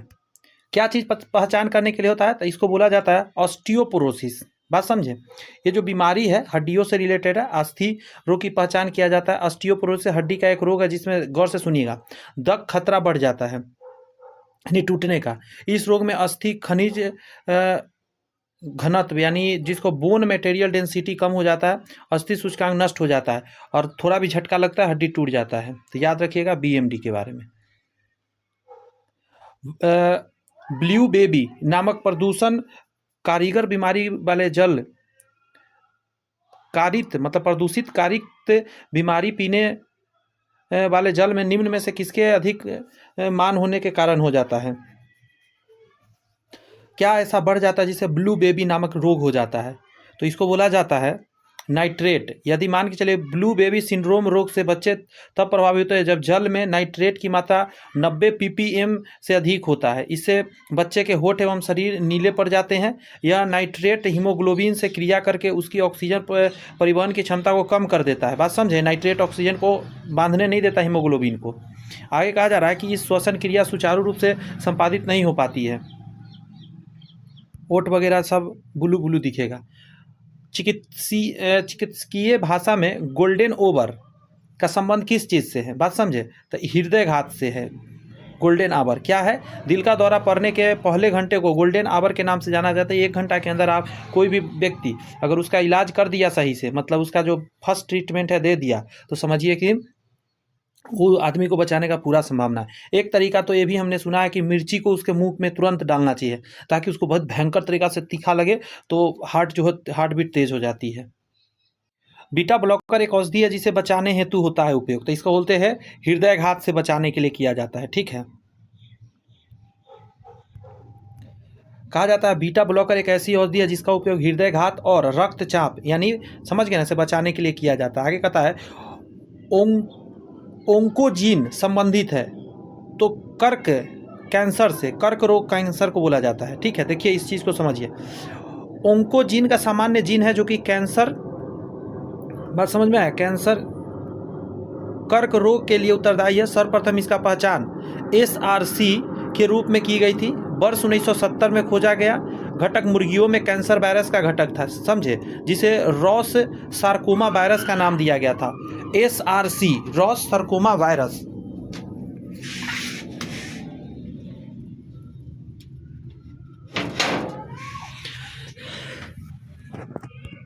नेक्स्ट है anosmia, very very important. Anosmia कहते हैं, तो इसको बोला जाता है एनोस्मिया, जिसको बोलते हैं अघ्राणता या गंध अग्राह्यता में मनुष्य की सूंघने की शक्ति का नाश हो जाता है। बात समझे, इसमें आदमी सूंघ नहीं पाता है सही से, तो इसको क्या बोलेंगे हम लोग, यहाँ पे है B नंबर, देख रहे हो, नंबरिंग भी उल्टा पुल्टा कर दिया। घ्राण का मतलब होता है सूंघना, इसी का जो है ना सूंघने की पावर कम जाता है।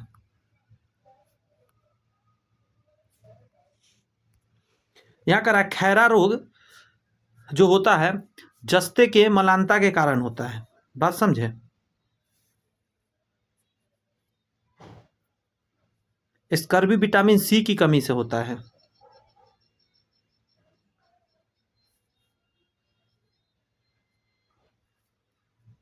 अंडरस्टैंड? आयोडीन के कमी से गलकंड होता है, ये तो जानते हैं, गोइटर। इनीमिया जो होता है लोहा की कमी से होता है। अंडरस्टैंड? सारी याद रहेगा। इसमें लमसम तो आपको याद ही था, ये वाला ये वाला ये वाला, सिर्फ खैरा याद रखिएगा कि जस्ता के मलानता के कारण होती है, मतलब कमी के कारण। यहाँ है मिनीमाता व्याधि निम्न धातु की हानिकारक मात्रा के कारण होती है। मिनीमाता रोग के बारे में पूछ रहा है, तो पारा से रिलेटेड है यह। मिनीमाता रोग शरीर में पारा की अधिकता के कारण होता है। प्रारंभ यह जापान की मिनीमाता की खाड़ी में पारा समन्वित मछलियां खाने से हुई थी, इसीलिए इसे मिनीमाता व्याधि की संज्ञा दी गई। इस रोग का कारण शरीर के अंग, ओठ और जीभ काम करना बंद कर देते हैं, साथ ही बहरापन, आंखों में धुंधलापन और देख रहे हैं मानसिक असंतुलन पैदा होती है। कितनी बीमारियां हैं मिनीमाता रोग में, एक साथ लगता है सारा बीमारी आ जाता है। नेक्स्ट है कि मिनीमाता व्याधि का मुख्य कारण क्या है? तो अभी बताया गया कि मिनीमाता पारे से संबंधित है, तो आंसर सी दीजिए आप, पारद विषाक्तता। ठीक है, यह तंत्रिका तंत्र को ही प्रभावित करता है।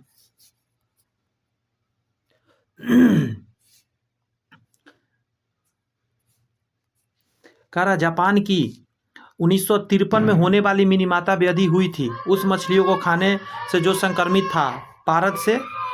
मिनीमाता व्याधि सर्वप्रथम जापान के मिनीमाता शहर में ज्ञात की गई थी। यह व्याधि औद्योगिक दूषित जल में मिथाइल मरकरी निवासी मिनीमाता खाड़ी और सिरानुई सागर में मछलियां और सीपी के प्रदूषण से हुई थी। चूँकि क्या था ना कि इन पानी में पारा का जो अवशेष है उस डाल दिया गया था, और बस जिसने जिसने खाया वो सब बीमार पड़ गया मिनीमाता रोग से। एलर्जी के कारण कौन सी बीमारी होती है? एलर्जी समझिए ना, कहा जाता है एलर्जी वस्तु विशेष की प्रति मनुष्य की अत्यधिक संवेदनशीलता है जो सामान्य मनुष्य में नहीं पाई जाती है। सामान्यतः कहता औषधि, परागकण, धूलकण, रासायनिक पदार्थ आदि एलर्जी का कारण बनते हैं। इन्हें एलर्जीज कहते हैं। इसके कारण शरीर में अस्थमा, ज्वर, सिर दर्द, सर्दी इत्यादि रोग उत्पन्न होते हैं। ऑप्शन के हिसाब से क्या मारिएगा? अस्थमा, सांस लेने वाला बीमारी हो जाता है, जोर से सांस लेना, हाफनी वगैरह, जो कई तरह की बीमारी आ जाता है। ये कोई बीमारी नहीं है, बट एलर्जी है उन चीज़ों से, वो चीज़ से दूर रहेगा तो कुछ नहीं होगा। यदि एक व्यक्ति केवल दूध, अंडा और रोटी का आहार करता है तो उसको रोग हो सकता है। गौर से सुन रहे हैं? दूध, अंडा और रोटी का आहार करता है तो उसको क्या रोग हो जाएगा? यदि व्यक्ति सिर्फ दूध, अंडा, रोटी का सेवन करता है तो उसके शरीर में विटामिन सी की कमी हो जाएगी। दिमाग लगाएं कि सब में विटामिन सी कहीं भी तो है नहीं। अब विटामिन सी की कमी के कारण फलस्वरूप क्या, उसमें स्कर्वी नाम का बीमारी हो जाएगा। कहता है स्कर्वी में सबसे महत्वपूर्ण प्रभाव घावों के न भरने का होता है, और इस रोग में दूसरे महत्वपूर्ण प्रभाव में हड्डी तथा दांतों की वृद्धि रुक जाती है, और साथ में दांत में से ब्लड वगैरह आने लग जाता है, दांत के पास से, पैरिया बोलते हैं हम लोग। निम्नलिखित में से कौन स्कर्वी रोग के इलाज में उपयोगी है? स्कर्वी रोग के इलाज में आंवला बहुत उपयोगी होगा, खट्टा चीज। कहता है स्कर्वी विटामिन सी की कमी के कारण होने वाला रोग है। यह विटामिन मानव के कोलेजन के निर्माण के लिए आवश्यक होता है। इस रोग में शरीर में खासकर जांघ और पैर में चकत्ते पड़ जाते हैं। रोग बढ़ने पर मसूड़े सूज जाते हैं, फिर दांत गिरने लगते हैं। खट्टे रसदार फल जैसे आंवला हो गया, नारंगी हो गया, नींबू, संतरा, अंगूर, टमाटर आदि विटामिन सी के अच्छे स्रोत हैं। इन चीज को खाते रहना चाहिए। अम्बिदुक्ता एक बीमारी है। अम्बिदुक्ता आंखों की बीमारी है, समझे? अम्बिदुक्ता आंखों से जुड़ी बीमारी है। इस रोग का प्रभावित व्यक्ति दृश्यता में कमी आ जाती है, ऊपर नीचे और दाएं बाएं की वस्तु को उचित ढंग से नहीं देख पाता है। इस बीमारी से मुक्ति हेतु बेलनाकार, ध्यान रखिएगा, बेलनाकार लेंस का प्रयोग किया जाता है अम्बिदुक्ता को दूर करने के लिए। मायोपिया किस अंग का दोष है? तो आंखों से रिलेटेड है मायोपिया, और हाइपर मायोपिया तो नेत्र से रिलेटेड हो जाएगा। मायोपिया के बारे में कहता है यह निकट दृष्टि दोष है, आंखों में होने वाले समस्या जिसमें निकट की वस्तु साफ साफ दिखती है मायोपिया में, लेकिन दूर की वस्तु नहीं दिखती है। जिन लोगों को 2 मीटर यानी 6.6 फीट की दूर के बाद की चीज़ें धुंधली दिखाई देते हैं, उसे समस्या माना जाता है कि उसको मायोपिया हो गया है। और इसको दूर करने का क्या दिक्कत अति ट्रिक बताए थे, इससे पहले जो वीडियो आया है आप लोगों ने नहीं देखा है तो जाकर देखिएगा, महामैराथन क्लास करके फिजिक्स का आया है, उसमें बहुत सारे कॉन्सेप्ट दिया गया है, 500 प्लस क्वेश्चन उसमें डील किए हैं बेहतरीन तरीक़ा से। तो हम क्या कहना चाह रहे हैं कि इसमें क्या होता है, अब देखिए दो तरीका है, एक है दूरदृष्टि दोष, दोनों बता दे रहा हूँ, एक है निकट दृष्टि दोष। निकट दृष्टि दोष, अब यहाँ पे समझ लीजिएगा जरा, निकट दृष्टि दोष को अवतल लेंस से दूर करिएगा आप, बात समझे, और दूर दृष्टि दोष को उत्तल से। इसका याद रखने का तरीका, दूर में 2 अक्षर है तो उत्तल में 3 अक्षर है, निकट में 3 अक्षर है तो अवतल में 4 अक्षर है, मतलब जितना ऊपर अक्षर से लिखा जाता है उससे एक ज़्यादा रहता है उसके नाम में, मतलब बड़ा वाला का बड़ा नाम लिखाता है, छोटा वाला का छोटा नाम लिखाता है, ऐसे करके याद रखिएगा। निकट दृष्टि दोष में याद रखिएगा, निकट दिखता है दूर नहीं दिखता है, तो दूर को देखने के लिए अवतल लेंस का जरूरत पड़ता है, बात समझे। आगे कह रहा है कि जो दूर दृष्टि दोष है उसमें अवतल लेंस का उत्तल लेंस का जरूरत पड़ता है। आइए इसे समझिए, कह रहा है कि निकट दृष्टि दोष को ठीक किया जा सकता है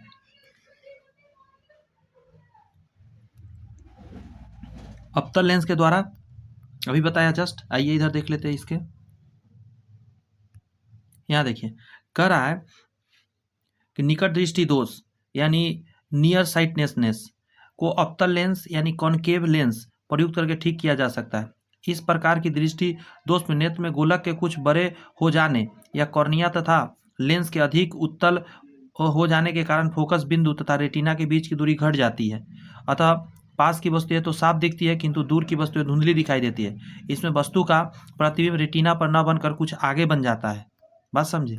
इसका याद रखने का तरीका बताता हूँ, ये आँख है, ये लेंस है, यहाँ से 2 प्रकाश आया, ये मान के चलिए रेटिना है, इसको जाकर यहाँ कटना था, ठीक है, रेटिना पर कटा, इमेज दिखेगा, बट घटना क्या होता है उसको समझिए, ये पहले ही कट जाता है, निकट दृष्टि दोष में पहले ही कट जाता है, बात समझे, इसीलिए इसको निकट दृष्टि दोष नाम दिया गया है। बहुत बार नहीं लगता है निकट दृष्टि दोष में निकट का वस्तु नहीं दिखना चाहिए, तो ऐसा क्यों हम लोग कहते हैं कि दूर का वस्तु नहीं दिखता है नज़दीक का दिख जाता है।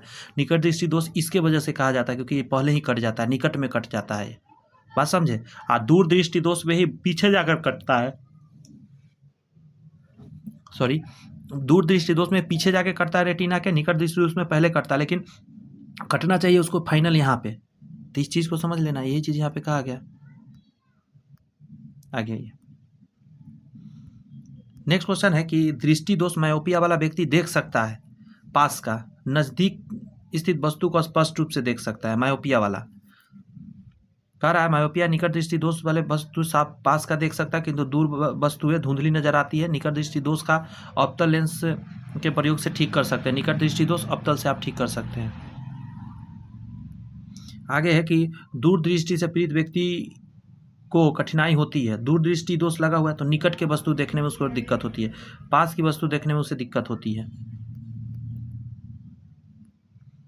यहाँ कह रहा है दूर दृष्टि दोष यानी लॉन्ग साइटेडनेस, जिसको हाइपरमेट्रोपिया भी कहते हैं, जिसे पीड़ित व्यक्ति के पास वस्तु देखने में कठिनाई होती है, इसमें सिर्फ दूर स्थित वस्तु को ही साफ देख सकता है क्योंकि पास की वस्तु अस्थायी प्रकाशीय किरणें अपवर्तन के बाद केंद्रीभूत होने से पहले ही दृष्टि पटल पर पड़ जाता है, अर्थात फोकस बिंदु और दृष्टि पटल के पीछे हो जाता है। इस प्रकार दृष्टि दोष में नेत्र गोलक का व्यास कम या इसके उपचार के लिए उत्तल लेंस का प्रयोग चश्मा लगाया जाता है, उत्तल लेंस।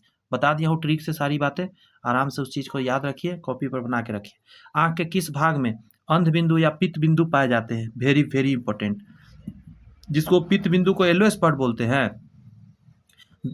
ध्यान रखिएगा। तो अब आइए इसको आंसर के पता करते हैं। कहा जाता है पित्त बिंदु यानी कि आँख के दृष्टि पटल, जिसको रेटिना के मध्य में स्थित एक अंडाकार बिंदु है, ठीक है, तो दृष्टि पटल आंसर हो जाएगा, अंध बिंदु या पित्त बिंदु दोनों एक ही चीज़ है। यह दृष्टि संवेदना सबसे तीव्र होता है। अंध बिंदु वह स्थान है जहाँ दृष्टि तंत्रिका यानी ऑप्टिक नर्व रेटिना को अक्षित बिंब ऑप्टिक डिस्क पर बेधती है। इस स्थान पर प्रकाश संवेदनाओं को ग्रहण करने वाली फोटो रिसेप्टर कोशिकाओं का अभाव होता है। नेक्स्ट, यदि आंख का लेंस पारदर्शी हो जाए तो आंख का रोग कहा जाता है। आंख का लेंस अपारदर्शी हो गया तो इसको बोलते हैं हम लोग मोतियाबिंद, बात समझे, कैटरेट्स। मोतियाबिंद रोग आंख के लेंस की अपारदर्शी होने पर होता है। निकट दृष्टि दोष और दूर दृष्टि, सॉरी एक सेकेंड, निकट दृष्टि दृष्टि दोष में दूर की वस्तु धुंधली दिखाई देती है। दृष्टि वैषम्य रोग में कॉर्निया या आँख का लेंस पूर्ण रूप से गोलाकार नहीं होता है। आगे कहता है ग्लूकोमा बीमारी में आँख के पीछे स्थित दृश्य तंत्रिका धीरे धीरे नष्ट हो जाती है। इसे समझिए कि मदिरा के अतिशय सेवन से कौन सा रोग होता है, तो यकृत से रिलेटेड होगा, लीवर से रिलेटेड होगा, क्या सुशोषण रोग। कहता है अत्यधिक मात्रा में मदिरा के सेवन से लीवर सिरोसिस या यकृत का सुशोषण रोग कहते हैं। इस रोग में यकृत कोशिका बड़े पैमाने पर नष्ट हो जाता है और इसके स्थान पर फाइबर तंतु का निर्माण हो जाता है। बट इससे ठीक किया जा सकता है क्योंकि शरीर का सबसे बेहतरीन अंग है आपका लीवर, सबसे ज़्यादा हील करने वाला है। ओरल सबम्यूकस फाइब्रोसिस बीमारी का कारण क्या है, तो कहा जाता है यह मुंह में सूजन और मुंह के अंदर फाइब्रोसिस ऊतकों में जुड़ा एक दुर्लभ बीमारी है, विकार है। यह बीमारी मुंह के अंदर ब्लिस्टरिंग और छालो लालिमा के साथ शुरू होता है और अंत में कड़ी रेशेदार ऊतक के रूप में बदल जाता है। मुंह के अंदर का भाग कठोर हो जाता है। इसके कारण खाने, बोलने और मुंह खोलने जैसे मौखिक कार्यों में बाधिता उत्पन्न होती है। यह बीमारी एशियाई और भारत क्षेत्रों में तंबाकू गुटखा चबाने के कारण जुड़ा हुआ है। तो आंसर हो जाएगा तंबाकू और गुटखा से रिलेटेड है। धूम्रपान नहीं, धूम्रपान पीने वाले को बोलते हैं, दारू को ये बोलते हैं मदिरा। गुटखा हो जाएगा, गुटखा से रिलेटेड है। नेक्स्ट है निम्न में से कौन संक्रामक बीमारी नहीं है, संक्रामक बीमारी जो फैलने वाला है। तो आइए इसको समझते हैं। सभी वायरस से होने वाला है, सब फैलेगा। छोटी माता वायरस से होता है, हर्पिस वायरस से होता है, गलसुआ वायरस से होता है, एड्स वायरस से होता है। ये सभी फैलने वाला बीमारी है। बात समझ में आया। गलसुआ भी हम लोग जानते हैं इन्फेक्शन से होता है, एड्स भी इन्फेक्शन से होता है। छोटी माता हो गया जिसको हर्पिस बोलते हैं, शरीर पर एकदम दाना दाना निकल जाना, ये सभी क्या है, वायरस से होने वाला है, सभी फैलता है। अगला क्वेश्चन है कि ब्राइट्स रोग शरीर के किस भाग को प्रभावित करता है। तो ब्राइट्स रोग है तो आंसर हो जाएगा गुर्दा को। ध्यान रखिएगा कि ब्राइट्स रोग जो होता है को यूरेमिया भी कहते हैं।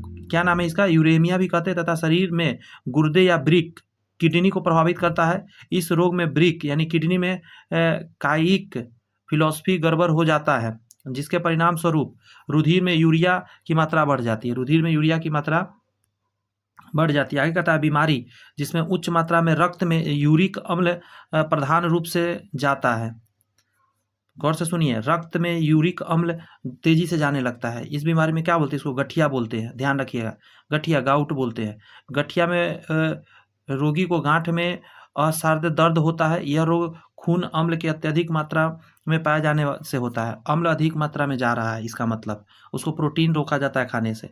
लुई पास्चर को किस खोज के लिए जाना जाता है, बहुत इंपॉर्टेंट है, रेबीज का टीका। समझे, कहा जाता है कि फ्रांस के प्रसिद्ध वैज्ञानिक लुई पास्चर रेबीज के टीके खोज की थी। कहा जाता है कि 20 अप्रैल 1862 में लुई पास्चर की विधि को भी विकसित किया था।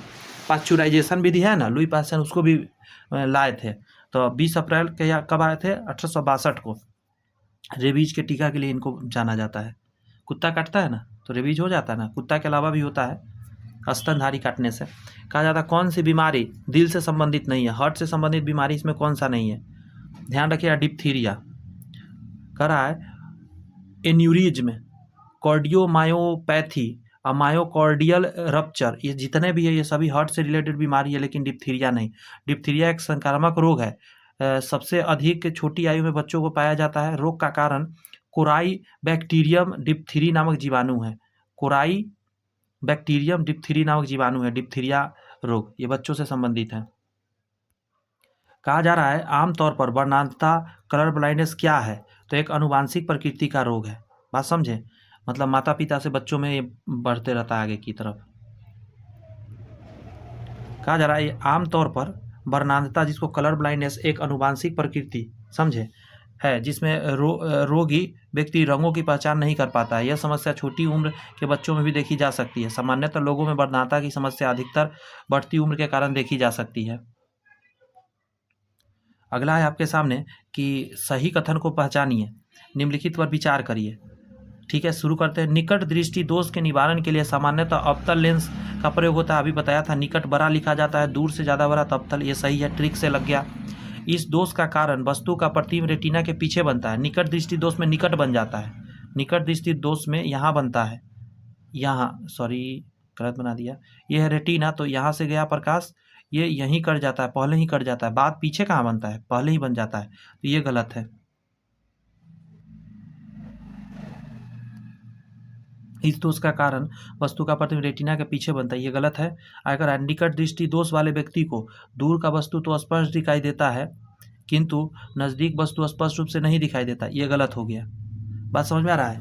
आप एक बात यार, निकट दृष्टि दोष के निवारण के लिए सामान्यतः अवतल लेंस तो सही है, ठीक है, लेकिन इस दोष में वस्तु का जो प्रतिबिंब है रेटिना के पहले बन जाता है, तो ये भी गड़बड़ हो गया। और निकट दृष्टि दोष वाले व्यक्ति को निकट तो दिखेगा, दूर सॉरी निकट दिखेगा, दूर नहीं दिखेगा, गड़बड़ दिया गया है। बात समझे? इसका सारा ऑप्शन सब गलती है। इसका सॉल्यूशन देखते हैं, एक ही को सही दिखा इसमें। प्रश्न के तीसरे कथन में दी गई दशा दूर दृष्टि दोष में पाई जाती है। निकट दृष्टि दोष वाली व्यक्ति को निकट की वस्तु स्पष्ट रूप से दिखाई पड़ता है किंतु दूर की वस्तु स्पष्ट रूप से दिखाई नहीं देता। लेकिन ये जो कंडीशन है ये भी गड़बड़ है, कंडीशन ये कंडीशन गड़बड़ है। इस दोष का कारण वस्तु का प्रतिबिंब रेटिना के पीछे बन जाता है, नहीं। अब देखिए पीछे किस सेंस में कर रहा है ये मेरे को समझ में नहीं आ रहा है। यहाँ से आया है, ये शुरू में ही कट जाता है, रेटिना के पीछे जाकर कटने वाला क्या है? दूर दृष्टि दोष। आगे कह रहा है निम्नलिखित कथन पर विचार करिए और सही कथन बता दीजिए। शुरू करते हैं। कह रहा है प्रोटीन प्राणियों के भोजन में ऊर्जा उत्पादन करने वाले प्रमुख पदार्थ है तथा ये कार्बन, हाइड्रोजन और ऑक्सीजन के यौगिक है। ये सरासर गलती लिखा गया है, ऊर्जा देने वाला ये नहीं है, ये कार्बोहाइड्रेट का डिफिनीशन दिया गया है। बात समझे? आगे कहता है कार्बोहाइड्रेट्स ऑक्सीकरण के फलस्वरूप ऊर्जा का उत्पादन करते हैं। ये खाद्य पदार्थ में शर्करा, स्टार्च और सेल्यूलोज के रूप में रहते हैं, ये सही है। पहला गड़बड़ है, दूसरा सही है। अब यहाँ समझिए, कह रहा है कार्बोहाइड्रेट प्राणियों के भोजन में ऊर्जा उत्पादन करने वाले प्रमुख पदार्थ है। अंडरस्टैंड? प्रोटीन एक जटिल कार्बनिक अणु है जो एमिनो एसिड नामक सरल उत्तकों से बनते हैं। एमिनो एसिड शरीर की वृद्धि, शरीर को स्वस्थ बनाए रखने और उसकी मरम्मत का कार्य करते हैं। थोड़ा बैकग्राउंड से गाड़ी वगैरह जा रहा है, उसको इग्नोर करके पढ़ाई पर फोकस थोड़ा करिएगा प्लीज़, बुरा मत मानिएगा। कह रहा है दम्मा रोग के संदर्भ में विचार करिए और सही बताना है, दम्मा से रिलेटेड गौर करेंगे और शुरू करते हैं। यह रोग एस्परजिलस प्यूमिगेटर नामक कवक के द्वारा होता है। जी हाँ, ये एक कवक जनित रोग है, पहला तो सही हो गया। यह एक श्वास संबंधी व्याधि है, ये भी सही बात है। इस रोग में फेफड़े की सूक्ष्म नलियों में सिकुड़न आ जाती है जिससे श्वास लेने में कठिनाई होती है। वेरी वेरी इंपॉर्टेंट, सारे इंपॉर्टेंट सही है। और जानते हैं ये जो बहुत लोग को नहीं पता है कि दम्मा एक बीमारी है जो कवक के कारण होता है। यह स्पर्जिलस फ्यूमिगेटर नामक कवक द्वारा होता है। यह कवक फेफड़े में पहुंचकर जलावत रचनाओं का निर्माण करता है जिसमें वायु नलिकाएं अवरुद्ध हो जाती है तथा व्यक्ति को सांस लेने में परेशानी होती है। कवकीय जाल के कारण फेफड़े की सूक्ष्म नलिकाओं में सिकुड़न आ जाती है। कुछ जंगली पौधे के परागकण भी दम्मा रोग के कारण बनते हैं। यहाँ कहा जा रहा है लाल एवं हरा वर्णदाता में अनियमित का रूप निम्न में से कौन सा है? लाल और हरा तो सही से लोग समझ नहीं पाता है।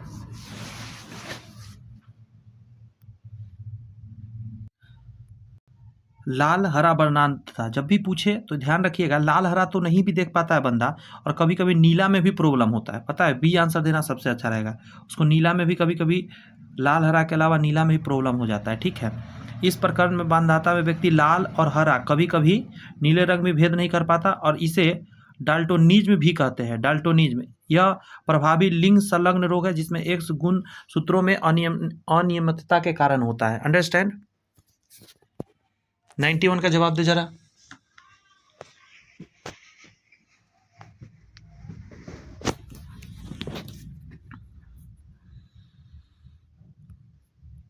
इसमें कह रहा है कि हृदय संबंधी व्याधि के संदर्भ में निम्न कथनों पर विचार करिए। हार्ट से रिलेटेड है और सही कथन बताना है। कोरोनरी धमनी में पर्याप्त रुधिर की आपूर्ति न होने पर एंजाइना की बीमारी हो जाती है। ये सही है, एंजाइना की बीमारी इसी कारण से होता है, धमनी में सही से पर्याप्त रुधिर नहीं मिलना।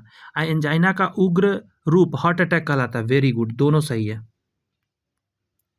अब यहां से समझिए, कह रहा है एंजाइना नामक बीमारी में कोरोनरी नामक धमनियाँ सिकुड़ जाती है। अंडरस्टैंड, कोरोनरी नामक धमनियाँ क्या होती है, सिकुड़ जाती है। ऐसी स्थिति में हृदय को पर्याप्त रुधिर प्राप्त नहीं हो पाते, जिससे व्यक्ति को हार्ट अटैक हो सकता है। इसका कारण है कि अनियमित दिनचर्या, कोलेस्ट्रॉल युक्त भोजन करना, मदिरा पान करना, धूम्रपान करना, शारीरिक परिश्रम ना करना। इसलिए थोड़ा शारीरिक वर्क भी हम लोग को करना चाहिए। निंद्रालु रोग, स्लीपिंग सिकनेस, मनुष्य और अन्य जीवों का एक परजीवी रोग है। यह किसके द्वारा उत्पन्न होता है जानते हैं? ये बीमारी है, जानवर उनवर को भी देखिएगा हर समय सुतते रहेगा। जब देखिए सीसी मक्खी से होता है। ये गरीबी से रिलेटेड है और ये हम लोग के यहाँ नहीं है, ये अफ्रीका महादेश में है, जहाँ पे हमेशा अंधेरा रहता हो, मिट्टी का घर हो, इस जैसा जगह के लिए है। तो इसको बोलते हैं ट्रिपैनोसोमा, ये है इसका कीड़ा परजीवी, ट्रिपैनोसोमा। निंद्रालु रोग मनुष्य एवं अन्य जंतुओं में होने वाले कीट जनित यानी परजीवी रोग है।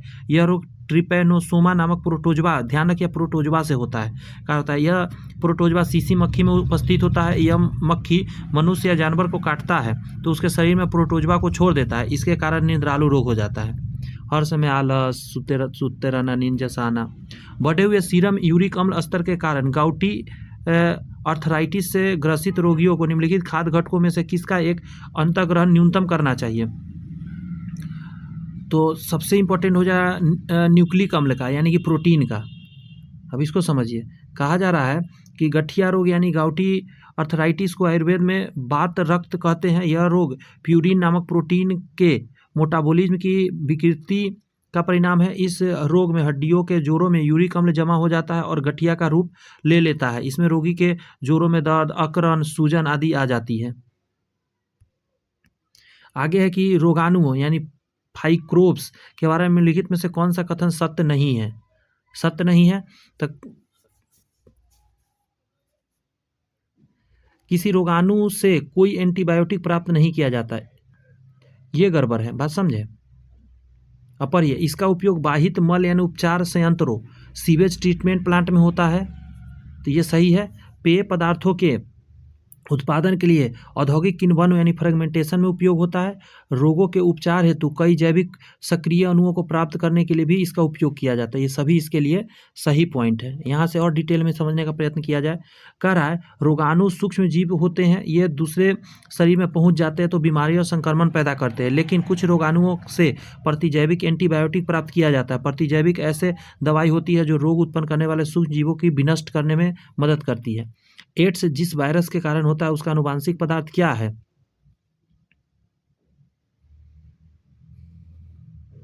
सबसे इंपॉर्टेंट बात इसके लिए ये हो जाता है कि आपको ये चीज़ समझना पड़ेगा कि एड्स जो है ना एक वायरस से होता है रोग, एक्वायर्ड इम्यूनोडिफेंसिव सिंड्रोम इसका फुल फॉर्म है। और इसका ध्यान रखिएगा एक चीज़, मनुष्य में जो भी रोग फैलाता है उसमें डीएनए इंपॉर्टेंट है, लेकिन ये कोई इकलौता ऐसा ये बीमारी में से है, ऐसा और भी है एक दो, लेकिन ये सबसे खतरनाक है। इसमें एक ध्यान रखिएगा, एक स्ट्रॉन्टेड आरएनए होता है। जी हाँ, आरएनए होता है, ध्यान रखिएगा। बहुत वायरस जो है ना खतरनाक रूप लेता है, डीएनए की चीज़ जगह पे वायरस ले लेता है आरएनए। कह रहा है एड्स बीमारी ह्यूमन इम्यूनोडिफेंसिव विषाणु द्वारा जनित है। यह आरएनए विषाणु है जिसमें आनुवांशिक पदार्थ एक रज्जुक आरएनए होता है। निम्नलिखित में से कौन सा एक जल संक्रामक रोग है? जल से होने वाला, पीलिया, रेबीज, क्षय रोग, गठिया। तो आंसर क्या हो जाएगा आपका? पीलिया। ठीक है, रेबीज वायरस से होने वाला है, बात समझे। टीबी है ये, और टीबी कुछ देर पर अस्थमा के बारे में आपने जाना, कवक से होता है। टीबी भी वायरस से होता है। गठिया ये तो यूरिक अम्ल बढ़ने से होता है। यहाँ पे कह रहा है पीलिया यानी जिसको जॉन्डिस बोलते हैं, एक जल संक्रामक रोग है। इसमें यकृत में पित्त वर्णक यानी बाइल पिगमेंट का निर्माण अधिक मात्रा में होने लगता है, परंतु यकृत की कोशिकाएं इसका उत्सर्जन निम्न मात्रा में करती है। फलतः रक्त पित्त की मात्रा बढ़ जाती है एवं पेशाब का रंग पीला हो जाता है। क्षय रोग यानी ट्यूबरकुलोसिस एक जीवाणु जनित रोग है। सॉरी, माफ़ी चाहते हैं, मैं इसको वायरस कह दिया था, ये जीवाणु जनित रोग है, माने बैक्टीरिया से जनित रोग है। जबकि रेबीज एक विषाणु वायरस से होता है। और गठिया में असंक्रामक रोग है, ये तो यूरिक एसिड बढ़ने से हो जाता है शरीर में। दाल वगैरह मना कर देता है डॉक्टर, पनीर मांस सब खाने के लिए। हृदय वाहिका रोग और अति रक्तदाब के खतरों का सामना कर रहे व्यक्तियों के संदर्भ में निम्नलिखित में से कौन सा एक अच्छा कोलेस्टेरॉल माना जाता है? तो आंसर क्या दिया जा सकता है इसमें? एक चीज़ जानिए, कोलेस्ट्रॉल रक्त में घुलनशील नहीं होता है, ठीक है। उसका कोशिका तक एवं उसके वापस परिवहन लिप्रोप्रोटीन्स नामक भागों द्वारा होता है। निम्न घनत्व लिपोप्रोटस या LDL बुरे कोलेस्ट्रॉल के नाम से जाने जाते हैं। उच्च घनत्व लिपोप्रोटस या HDL अच्छे कोलेस्ट्रॉल के नाम से जाने जाते हैं। तो आंसर क्या हो जाएगा इसके लिए? उच्च घनत्व लिपोप्रोटीन, हाई डेंसिटी लिपोप्रोटीन। उच्च घनत्व लिपोप्रोटीन या HDL अच्छे कोलेस्ट्रॉल के नाम से जाने जाते हैं। HDL कोलेस्ट्रॉल की मात्रा का अधिक होना एक अच्छा संकेत है, क्योंकि इसमें हृदय के स्वस्थ होने की पता चलता है। ये देखिए जरा, विटामिन और रोग। कई बार तकनीक से देखे, विटामिन सी से स्कर्वी रोग होता है, विटामिन B1 से बेरी होता है, विटामिन ए से रिकेट्स, गड़बड़ है। विटामिन डी से रिकेट होता है, विटामिन डी से रिकेट्स होता है, इससे रतौंधी होता है, ए से। तो 2 और 3 सही है। आ जाइए, वेरी इंपॉर्टेंट पैराग्राफ आपको मिल गया है, सॉरी, याद कर लीजिए, ये पूरा रट जाना है अभी। विटामिन ए से रतौंधी, संक्रमणों का खतरा और जीरो थैलीमिया होता है।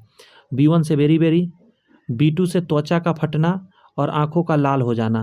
B2 से देखिए, हमारे पास आंख 2 है ना, आंख का बॉल 2 है, तो B2 विटामिन B2, ठीक है। आंख 2 है, इसीलिए आंख से रिलेटेड त्वचा का फटना और आंखों का लाल हो जाना। B3 त्वचा पर दाद होना, दाद खाद खुजली। बात समझे कैसा हो जाता है? बात समझे। B8 तो कुछ होता नहीं है, विटामिन 8, इसीलिए B3 को ऐसे याद रखिए कि ऐसे चकत्ता बन जाता है शरीर में, रिंग वर्म हो जाता है। तो ध्यान रखिएगा, त्वचा पर दाद होना। अच्छा, B5 से क्या होता है? बाल सफ़ेद होना और मंदबुद्धि होना, B5 से। बात समझे। 6 से कहा जाता है एनीमिया, त्वचा रोग होता है। मतलब एनीमिया समझ रहे हैं, ब्लड की कमी, लोहा की कमी हो जाना, त्वचा रोग हो जाता है। विटामिन 7 से लकवा मार सकता है, शरीर में दर्द हो सकता है, बालों का गिरना। बात समझे, विटामिन 7 से लकवा हो सकता है, शरीर में दर्द हो सकता है।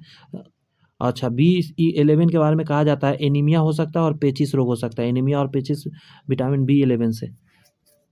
इतनी बात याद रहेगा तो ये सबसे इम्पोर्टेंट ये आ जाता है।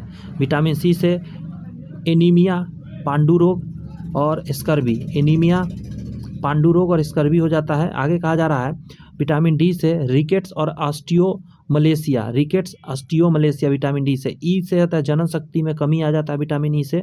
अगर था विटामिन K के रक्त का थक्का न जमना, वेरी इंपॉर्टेंट।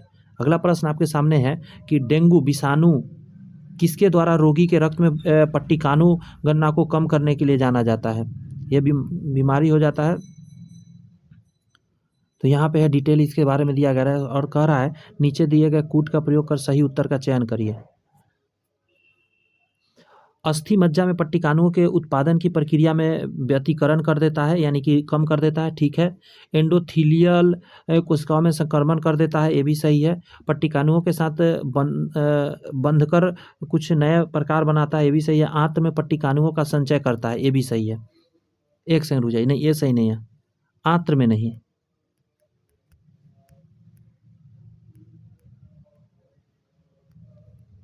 यहाँ से डिटेल समझा जाए। कह रहा है कि डेंगू बुखार एक संक्रमण है, ठीक है, जो डेंगू वायरस के कारण होता है। डेंगू का इलाज समय पर कराना जरूरी होता है। कहता है मच्छर डेंगू वायरस को संचारित करते या फैलाते हैं। डेंगू विषाणु अस्थि मज्जा में पट्टिकानु के उत्पादन की प्रक्रिया में व्यतिकरण कर देता है और पट्टिकानुओं के साथ बंध कर रोगी के रक्त में पट्टिकानु गणना को कम कर देता है, ठीक है। तो ये तो सही हो गया, ये सही हो गया, ये सही हो गया। इसका आंसर हो जाएगा आपका, नहीं 1 और 3 कहेंगे इसका आंसर, पता है आपको। ये भी नहीं होगा, कोशिका में संक्रमण नहीं फैलता है, ठीक है। आंत पट्टिकानु नहीं होता। इसका आंसर पट्टिकानु से बंधकर अस्थि मज्जा के पट्टियों उत्पादन में प्रक्रिया में व्यतिकरण करना। इसका आंसर बी देना सही रहेगा, ठीक है। देखिए ये भी समझना जरूरी होता है कि किस क्वेश्चन में आंसर गलत दे रखा है, क्योंकि ये सब जो PDF बनता है तो टाइपिस्ट जो होता है B को D कर देता है, C को A कर देता है, ऐसा गलती करता है।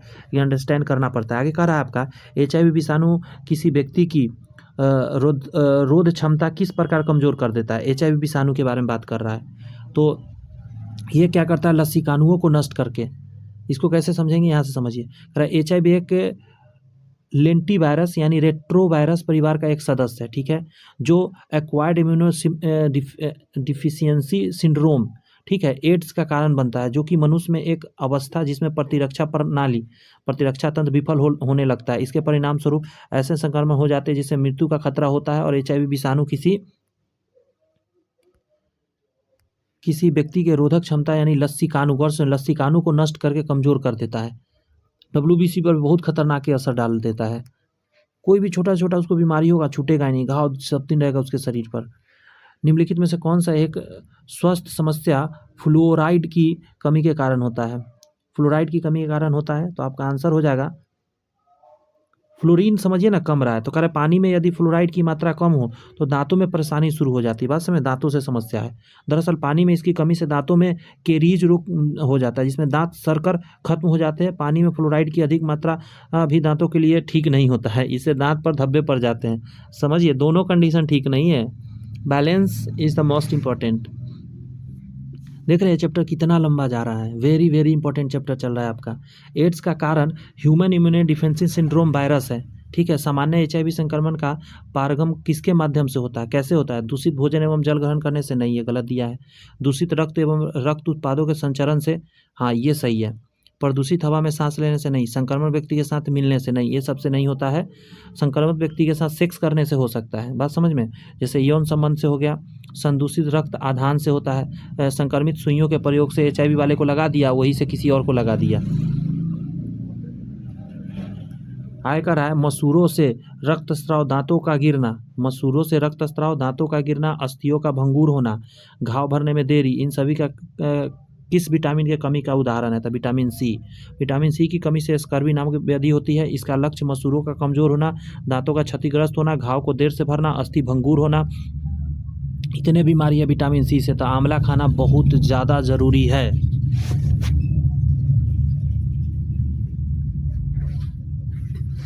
बहुत ही बेहतरीन सेशन मुझे लग रहा है। आपको कैसा लग रहा है कमेंट्स में बताइए ज़रूर से ज़रूर। बच्चों में क्वाशियोरकर रोग किस कारण होता है? क्वाशियोरकर रोग के बारे में करा, किस कारण होता है? आपका आंसर हो जाएगा आहार में कार्बोहाइड्रेट और वसा की पर्याप्त मात्रा किंतु प्रोटीन की कमी, प्रोटीन की कमी से क्वाशियोरकर रोग होता है। यहाँ समझिए, क्वाशियोरकर नामक व्याधि के शिकार बच्चों होता है जो कुपोषण से ग्रस्त होते हैं, जिसके भोजन में प्रोटीन की कमी होती है। समझे, इस बीमारी में बच्चे की मांसपेशियां कमज़ोर पड़ जाती है, विकास नहीं हो पाता है सही से। Protein is the most important. आगे कहा जा रहा है हिस्टोन प्रोटीन के बारे में निम्नलिखित में से कौन सा कथन सही है हिस्टोन प्रोटीन के बारे में? तो यहाँ से समझिए, कह रहा है हिस्टोन प्रोटीन, हिस्टोन वे प्रोटीन है जो DNA के साथ सगुणन एवं केंद्रक में मौजूद होते हैं। आंसर हो जाएगा यही वाला।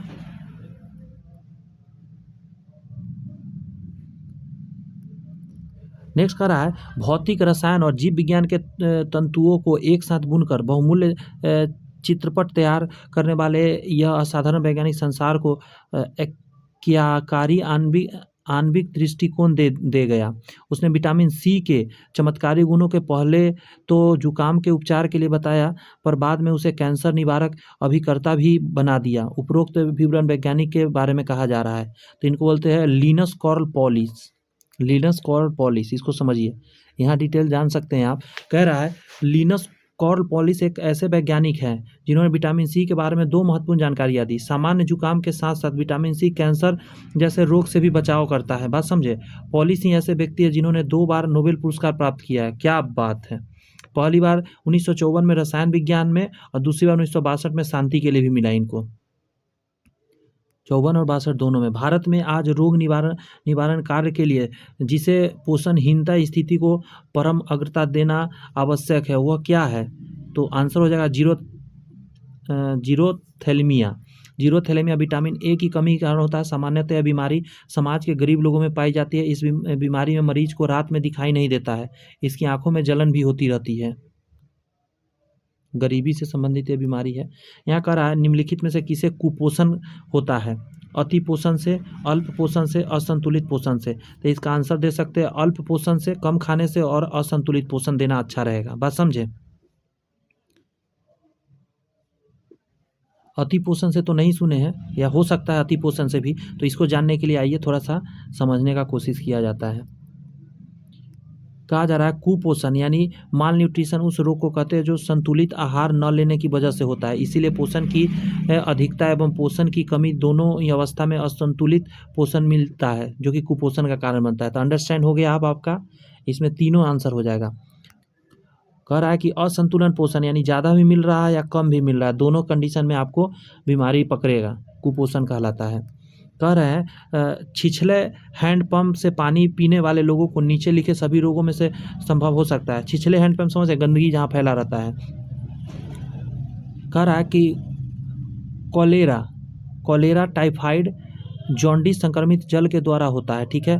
कम गहरे हैंडपंप को जीवाणु से संक्रमण की संभावना अधिक होती है, लेकिन फ्लोरोसिस रोग पानी में फ्लोरीन की अधिकता से होती है।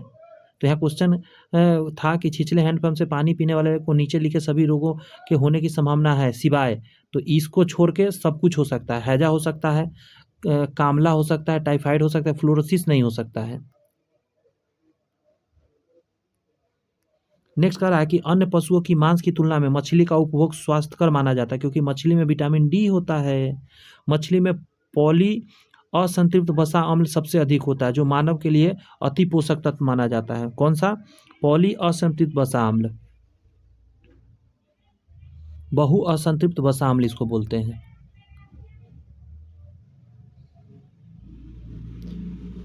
चलिए मैच कराया जाए। हीमोफीलिया है, डायबिटीज है, रिकेट्स है और रिंग वर्म है। रिंग वर्म जो होता है कवक से होने वाला रोग है, ये तो हर कोई जानते हैं। हाँ, आगे कहता है डायबिटीज जो है हीनताजन्य रोग, आनुवांशिक रोग, हार्मोन की गड़बड़ी से होता है।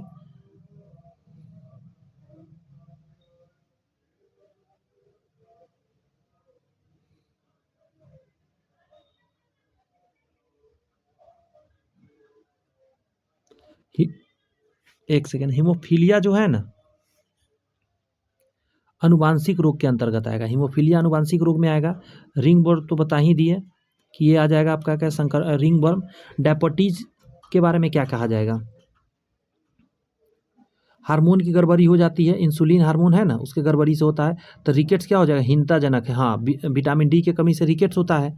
तो रिकेट किसी चीज़ की कमी, हीनताजन्य मतलब क्या, किसी चीज़ की कमी से। डायबिटीज़ क्या चीज़ हो गया? हार्मोन की गड़बड़ी से हो गया। अगर हीमोफीलिया की बात करें तो आनुवांशिक से रिलेटेड रोग है, और रिंग वर्म की बात करें तो कवक से संबंधित है। अंडरस्टैंड? अब यहाँ से इस डिटेल को जरा पढ़िए।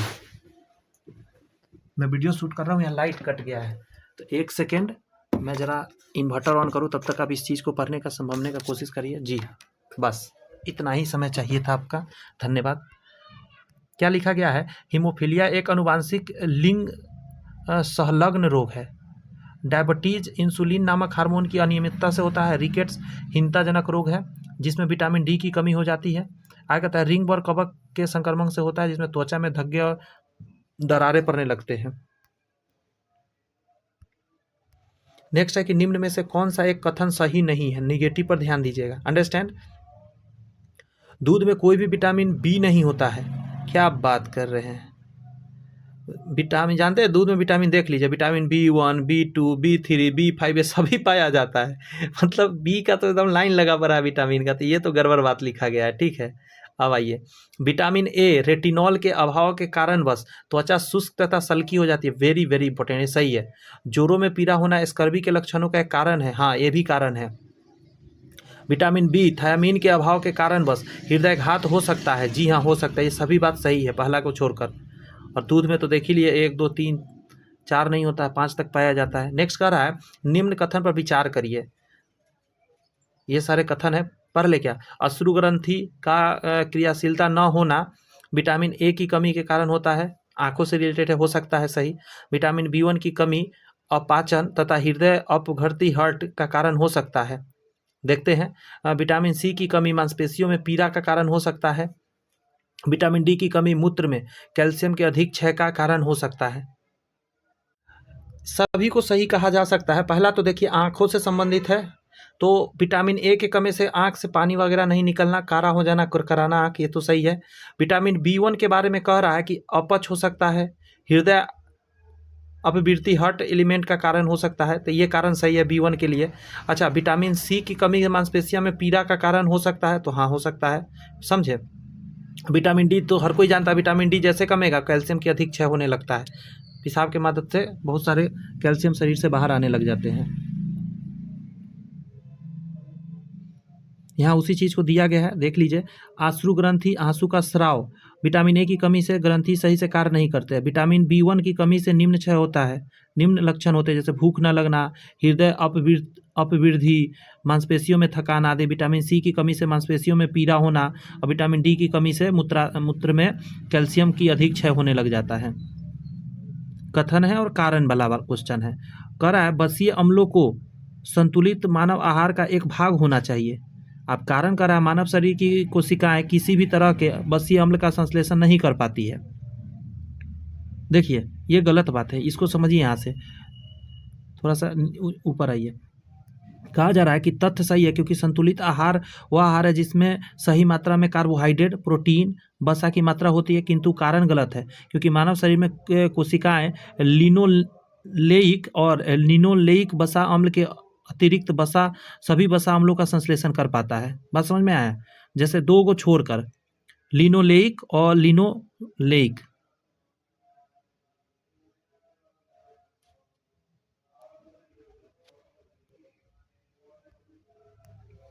निम्नलिखित में से कौन सा एक पोषण कैल्शियम का एक अच्छा स्रोत नहीं है? कौन सा पोषण जो है कैल्शियम जिससे नहीं मिलेगा? तो चावल से कैल्शियम नहीं मिलेगा। मलाई, उतारा हुआ दूध, अंडा, रागी। करा चावल कैल्शियम का अच्छा स्रोत नहीं है, कार्बोहाइड्रेट अत्यधिक मात्रा में इसमें होता है। रागी में कैल्शियम है, अंडा में कैल्शियम है, और मलाई दूध में, क्योंकि मलाई आपने हटा दिया तो फैट आपने हटाया है। अब कह रहा है सही बताइए। चाय तथा कॉफी का संगठन कैफीन है, जो कि एक मूत्रवर्धक होता है, ये सही है। मृदु पेय में सिट्रिक अम्ल का प्रयोग होता है, मृदु पेय में। मृदु पेय समझ रहे हैं?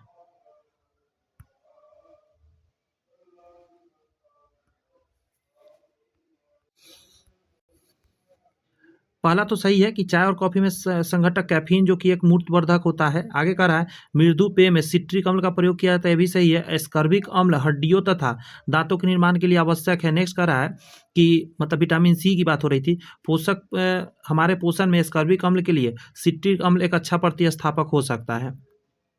अब इसको यहाँ से समझ लीजिए। कह रहा है कैफीन साधारणतः कॉफ़ी की फली और चाय की पत्तियों काढ़ा बनाकर उपयोग किया जाता है। इसके अतिरिक्त ये विभिन्न पेय पदार्थों जो कि कोला कास्ट फलों से बनते हैं उनमें पाया जाता है। अम्लों को मृदु पेयों में मिलाने से इसमें अतिरिक्त तीखापन आ जाता है। आमतौर पर या मुख्य तौर पर कोला में फॉस्फोरस अम्ल, खट्टे स्वाद वाले पेय में सिट्रिक अम्ल मिलाया जाता है। एस्कॉर्बिक अम्ल सिट्रिक अम्ल का एक अच्छा प्रतिपादक नहीं है। अच्छा, सिट्रिक अम्ल एक अच्छा प्रतिपादक नहीं है। एक सेकंड रुक जाइए। प्रतिपादक या प्रतिस्थापक, देखिए ये कंफ्यूज कर रहा है ना।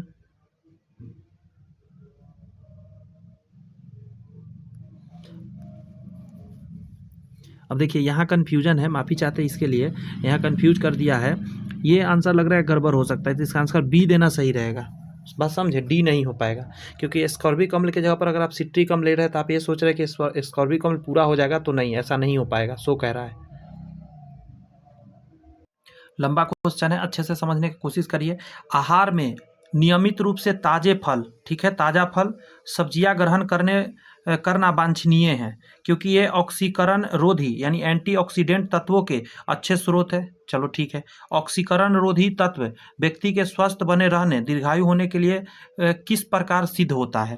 पहला करा है, ये शरीर में उन एंजाइमों को सक्रिय कर देता है जो विटामिन के संश्लेषण के लिए आवश्यक होते हैं और विटामिन हीनता नहीं होने में मदद करते हैं। आगे आइए और ऑप्शन देखा जाए। यहाँ कह रहा है कि ये शरीर में कार्बोहाइड्रेट, वसा तथा प्रोटीन के अतिरिक्त ऑक्सीकरण को रोकते नहीं है भाई, तो ऐसी गलत हो गया। ये शरीर में उपापचय में उत्पाद के रूप में उत्पन्न मुक्त मूलकों को निष्क्रिय बना देते, ये सही है। बात समझे? जो उत्पन्न मुक्त मूलक होता है उसको निष्क्रिय बनाता है। अगला कहता है यह शरीर की कोशिकाओं के कुछ जीन को सक्रिय करते हैं और वृद्धि तत्व को, नहीं ऐसा कुछ नहीं है। यहाँ से समझिए जरा, कर ऑक्सीकरण क्रिया मुक्त मूलक का निर्माण करते हैं, ठीक है। ये मूलक कर्मागत क्रिया करते हैं जिसके कारण कोशिकाओं में क्षति और मृत्यु हो जाती है। ऑक्सीकरण रोधी इन्हीं कर्मागत क्रियाओं को रोकते हैं। इस प्रक्रिया में ये मुक्त मूलकों को निष्क्रिय बनाते हैं, दूसरी ऑक्सीकरण क्रियाओं को भी रोकते हैं।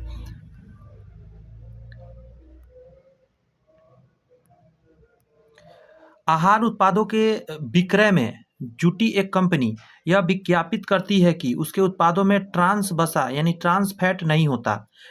करा उसके इस अभियान का उपभोक्ता के लिए क्या अभिप्राय है? बहुत बार हम लोग सुनते हैं, सही बात है कि मेरे में ट्रांस फैट नहीं है, ट्रांस फैट नहीं। What is the meaning of trans fat नहीं है? तो हम लोग कहते हैं कि कंपनी के आहार उत्पाद हाइड्रोजनीकृत तेलों से नहीं निर्मित हुआ है, मतलब समझे, रिफाइन ऑयल से नहीं बना हुआ है। कंपनी के आहार उत्पाद पशु उत्पन्न वसा तेलों से नहीं निर्मित है। नहीं, ये गड़बड़ है, सही पूछ रहा है ना, तो ये नहीं, ऐसा कुछ नहीं है। अगर कंपनी के द्वारा प्रयुक्त तेल संभाव्यतः उपभोक्ताओं के हृदय वाहिका स्वास्थ्य को क्षति नहीं पहुंचाएगा। जी हाँ, ये दोनों कारण हैं।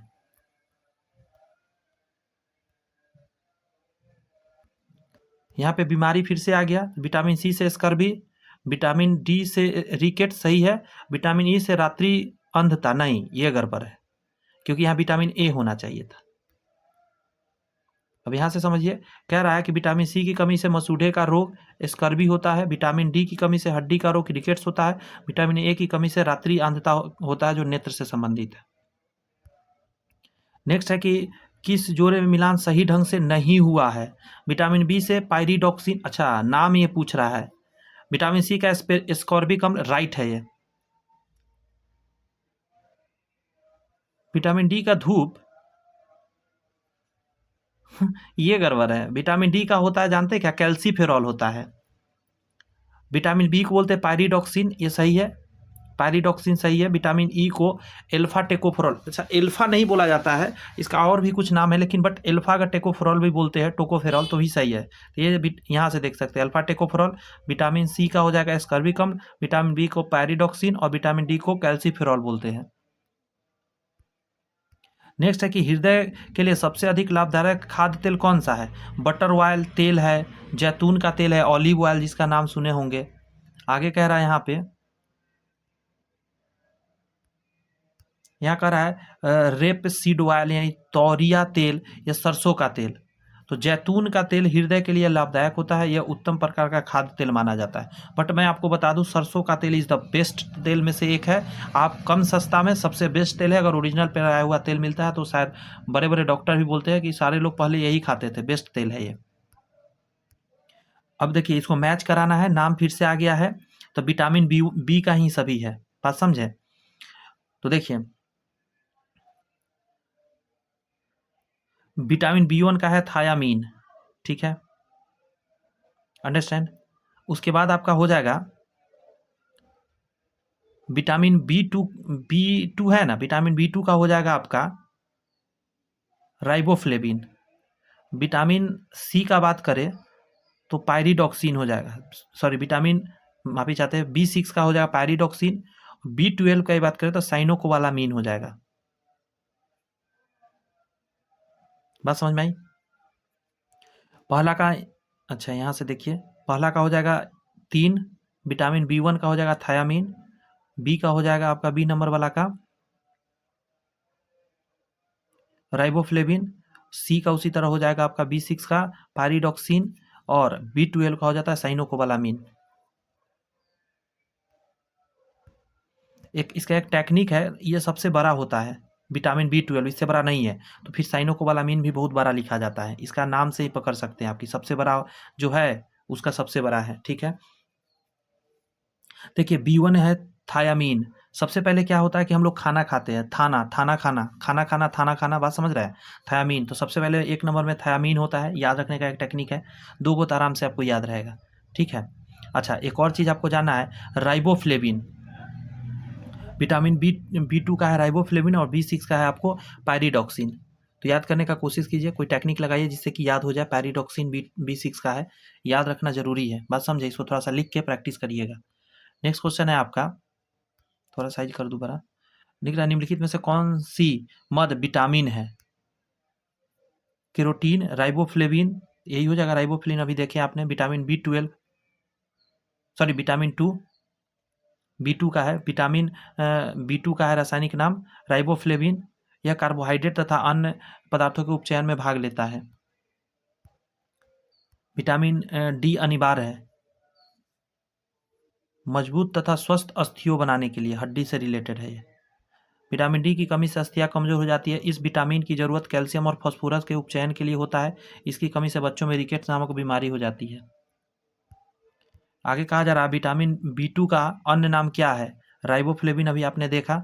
विटामिन B2 का राइबोफ्लेविन है दूध, पत्तेदार सब्जियां, पनीर, टमाटर, मशरूम आदि में पाया जाता है। नेक्स्ट कह रहा है कि उस विटामिन का नाम बताइए जो किसी मांसाहारी भोजन नहीं मिलता है। तो विटामिन C मांसाहारी भोजन में कहाँ से मिलेगा? विटामिन C उपस्थित मांसाहारी खाद्य पदार्थों को नहीं होता है, मुख्यतः आंवला, नींबू, संतरा आदि में होता है। अगला है रुधिर स्कंदन की मदद कौन करता है विटामिन K जमने में?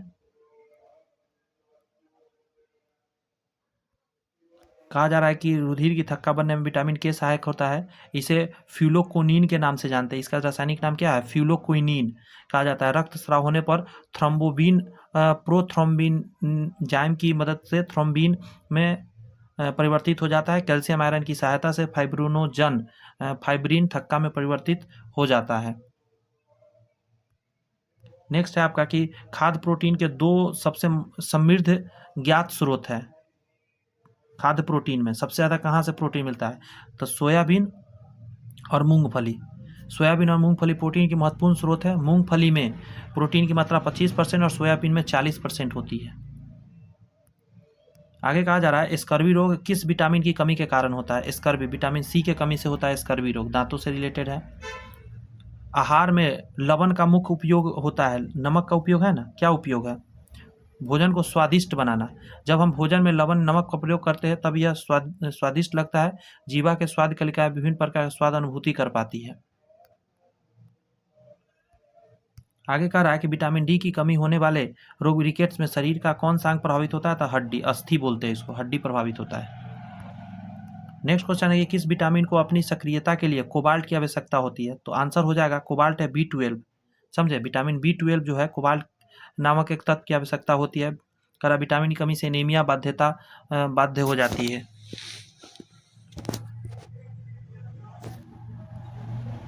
नेक्स्ट है कि तंतु आहार में शामिल है। तंतु आहार में क्या हो जाएगा शामिल? तो सेल्यूलोज। कहता है तंतु आहार में सेल्यूलोज पाया जाता है।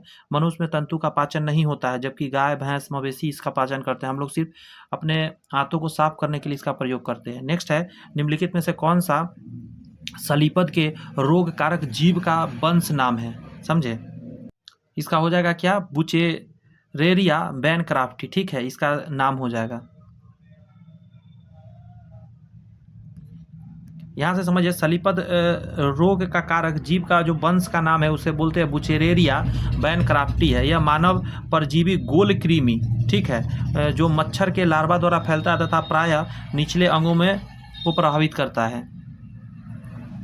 आगे कहा जा रहा है निम्नलिखित में से कौन सा कथन नहीं है, सही नहीं है जो बोल रहा है? अनाज जो है कार्बोहाइड्रेट के अल्प स्रोत है। नहीं, बहुत ज़्यादा स्रोत है, ये गड़बड़ है लिखा हुआ। दूध विटामिन का समृद्ध स्रोत है, एकदम सही है। दालों में प्रोटीन प्रचुर होता है, सही है। सब्जियां खनिज की समृद्ध स्रोत है, सही है। कहा जाता है अनाज कार्बोहाइड्रेट का मुख्य स्रोत के रूप में प्रयोग किया जाता है। कार्बोहाइड्रेट की मात्रा लगभग 80% होती है। दूध विटामिन की गुणकारी स्रोत है। सब्जियों में विटामिन एवं खनिज प्रचुर मात्रा में होती है, उचित मात्रा में। नेक्स्ट है मानव में निम्नलिखित में से कौन सा एक रोग वायु द्वारा फैल सकता है? वायु द्वारा बोल रहा है फैलने वाला, तो आंसर हो जाएगा क्षमा, टीबी फैल सकता है। HIV वायरस द्वारा होता है, टीबी होता है जीवाणु द्वारा। बात समझे। घेंगा होता है, ये तो विटामिन क्या बोला जाता है इसको, आयोडीन की कमी से हो जाता है। और डेंगू भी वायरस के कारण होता है। कहता तपेदिक यानी क्षय रोग, फैलाव का रोग ग्रसित व्यक्तियों द्वारा जाने वाले श्वसन प्रशासन या सांस के दौरान छोड़ी गई हवा के द्वारा फैल सकता है। ट्यूबरक्लोसिस टीबी या यक्ष्मा माइकोबैक्टीरियम ट्यूबरक्लोसिस नामक जीवाणु के कारण होता है। अगला कहा जा रहा है वैक्सीनेशन शब्द की व्युत्पत्ति का लैटिन शब्द से जुड़ी है, वह शब्द किससे संबंधित है? तो गाय से, क्योंकि पहला वैक्सीनेशन वहीं से बना था। कोबाल्ट संबंधित है, विटामिन B12 से हो जाएगा।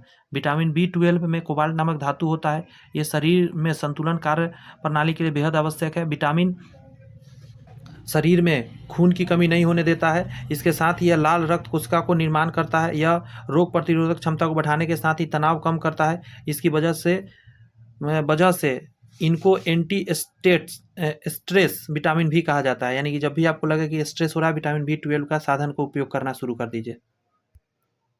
आगे कहा जा रहा है खसरा रोग का कारक क्या है? खसरा वायरस के कारण होता है, वायरल इन्फेक्शन है खसरा, ठीक है, विषाणु हो जाएगा।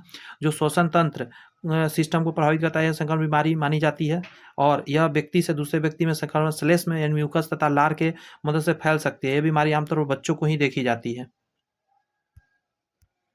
निम्नलिखित में से कौन सा रोग विषाणु के कारण नहीं होता है? विषाणु के कारण नहीं होता है तो आंसर हो जाएगा आपका हैजा, टीबी जिसको बोलते हैं। यकृत शोथ, छोटी माता खसरा, ये सभी होता है वायरस के कारण। तो बसूचिका या आम बोलचाल में हैजा, जिसे एशियाई महामारी के रूप में भी जाना जाता है, यह संक्रामक आंत्र शोथ जो वाइब्रियो क्लोरी नामक जीवाणु के एंटेरोटॉक्सिन उत्पन्न करने वाले भेदभाव के उपभेदों के कारण होता है। मनुष्य में इसका संचरण जीवाणु द्वारा दूषित भोजन और दूषित पानी के ग्रहण करने के माध्यम से होता है हैजा। नेक्स्ट है निम्नलिखित में से किस एक को मनुष्य के लिए अंतिम उपाय औषधि के रूप में माना जाता है? तो आंसर जो है इसको बोलते हैं क्लोरोमोफेनॉल। क्लोरोमेफेनॉल उस बैक्टीरिया पर असरदार होती है जिसमें अन्य एंटीबायोटिक का प्रभाव नहीं होता, उसको क्लोरेफेनिक पढ़ लीजिए आप थोड़ा सा, इसको फेनिकोल करके है। विश्व में मेलएमीन संदूषित डेयरी उत्पादों का कारण हाल ही में बड़ी संख्या में बालक यानी शिशु बीमार हो गए हैं। इस कारण अनेक देशों में, दक्षिण अफ्रीका हो गया, जापान, सिंगापुर इत्यादि देशों ने इन उत्पादों का आयात रोक दिया है। निम्नलिखित में से कौन सा देश ऐसे उत्पाद का मुख्य निर्यातक था? तो आंसर हो जाएगा चीन। कहा जा रहा है विश्व में मेलेनियम दूषित उत्पादों का मुख्य निर्यातक चीन है। सबसे ज्यादा बीमारी चीन फैलाया, लोग इसका सामान तक लेना बंद कर रहा है। ओ भाई, कहा जा रहा है आगे कि सही बताना है, थायराइड ग्रंथि को एड्रीनलिन बनाने के लिए आयोडीन की आवश्यकता होती है। तो एक बात बताइए जरा, थायराइड ग्रंथि जो है एड्रीनल क्यों बनाएगा?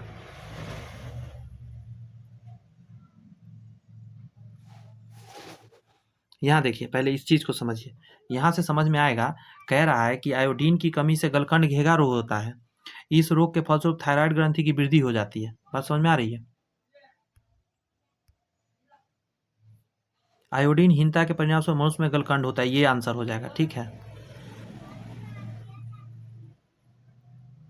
नेक्स्ट है आपका कि मलेरिया के उपचार में कुनैन औषधि के रूप में इस्तेमाल होता है। इस पौधे के किस हिस्से से प्राप्त किया जाता है? तो तना से प्राप्त किया जाता है। कुनैन एक प्राकृतिक श्वेत क्रिस्टलीय एल्कलाइड पदार्थ होता है जिसमें ज्वार रोधी, मलेरिया रोधी, दर्दनाक नाशक और सूजन रोधी गुणों होते हैं। दक्षिण अमेरिकी पेड़ सिनकोना पौधे के छाल से प्राप्त होता है।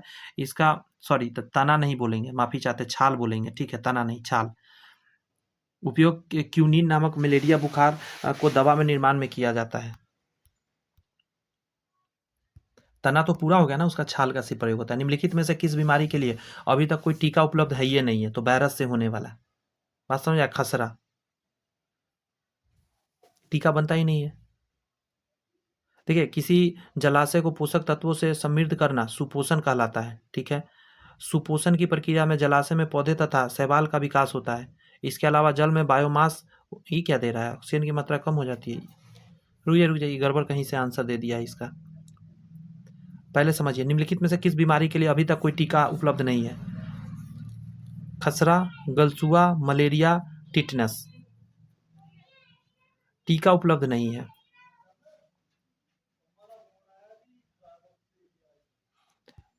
देखिए आपका आंसर हो जाएगा ना गलसुआ। पूछिए क्यों? क्योंकि वायरस से होने वाला जो है ना उसका टीका नहीं मिलता है। मलेरिया हो गया, टिटनस हो गया, खसरा हो गया, सॉरी माफ़ी चाहते हैं, एक चीज़ ध्यान रखिएगा, मलेरिया इसका आंसर हो जाएगा। बात समझे? मलेरिया का अभी तक टीका नहीं बना है, इन सभी का टीका बन गया। और एक चीज़ मैंने अभी बोला कि वायरस के लिए टीका नहीं बनता है, तो ये भी गलत मैंने बोल दिया, माफ़ी चाहते हैं। वायरस के लिए भी टीका बनता है, बात समझ में आया? बस हम क्या बोलना चाह रहे थे, गलत क्यों क्या बोला है, मैं उसको क्लियर करता हूँ। देखिए होता क्या है ना कि जो जीवाणु से होने वाला रोग है, ठीक है, और एक है आपका वायरस से होने वाला। जीवाणु वाला को एंटीबायोटिक जो है ना उसको दे के आप ठीक कर सकते हैं, लेकिन वायरस को एंटीबायोटिक से ठीक नहीं किया जाता है। मेरे मन में ये चल रहा था, मैं ये बोलना चाह रहा था। बात क्लियर हुआ कि एंटीबायोटिक किस पर काम करता है? दवा देकर। तो आप जीवाणु वाला पे दे सकते हैं, बैक्टीरिया वाला पे, लेकिन वायरस वाला पे नहीं दे सकते। माइंड में ये चल रहा था, इसे गड़बड़ बोल दिया। टीका जो है वो तो वायरस का भी बनता है, लेकिन इस ऑप्शन में मलेरिया का टीका अभी तक नहीं बन पाया है। अगला क्वेश्चन कह रहा है विशेषतया औरतों में अरक्तता एक सामान्य स्वास्थ्य की समस्या है। भारत में अरक्तता के लिए निम्नलिखित में से किसकी बारंबारता होने वाली हीनता का कारण होता है? कैल्शियम, आयोडीन, लौह। तो लौह की कमी से होता है अरक्तता।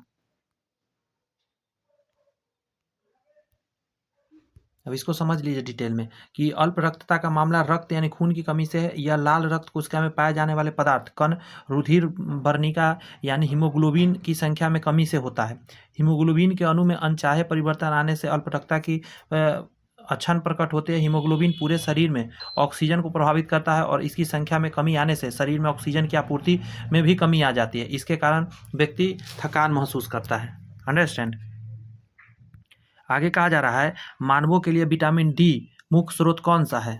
विटामिन डी के लिए क्या आप करेंगे? तो सूर्य सबसे अच्छा है। विटामिन डी वसा घुलनशील प्रो हार्मोन का एक समूह होता है। इसके प्रमुख रूप विटामिन डी है, एक विटामिन D2 और विटामिन D3 है। सूर्य के प्रकाश और कहा जाता है खाद्य एवं अन्य पूरकों के प्राप्त विटामिन डी निष्क्रिय होता है। इसके शरीर में सक्रिय होने के लिए कम से कम 2 हाइड्रोक्सिल अभिक्रिया वांछित होता है।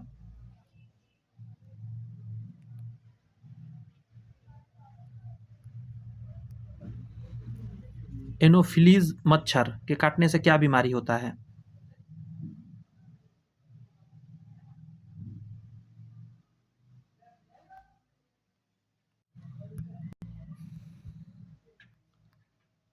ध्यान दीजिएगा जरा, यहाँ कह रहा है एनाफ्लीज मच्छर के काटने से मलेरिया, सॉरी एक सेकेंड दीजिए, रुक जाइए जी, मैच कराते हैं, नीचे से करा देता हूँ। मलेरिया होता है एनाफ्लीज मच्छर के काटने से, फाइलेरिया होता है क्यूलेक्स मच्छर के काटने से, और फाइलेरिया में बताया था आपको कि प्रोटोजवा डाल देता है। मलेरिया आगे कहा जा रहा है मलेरिया भी प्रोटोजवा से होता है, फाइलेरिया भी प्रोटोजवा से होता है। एडीज का के बारे में कहा जा रहा है, ये हो जाएगा डेंगू। एडीज मच्छर के काटने से डेंगू होता है। सिकता मक्खी से कालाजार होता है, ठीक है, ध्यान रखिएगा। सिकता मक्खी से कालाजार हो जाएगा, एडीज से आपका डेंगू हो जाएगा, क्यूलेक्स मच्छर से फाइलेरिया हो जाएगा, और एनीफ्लीज मच्छर से मलेरिया हो जाएगा। ध्यान रखिएगा इस चीज़ को।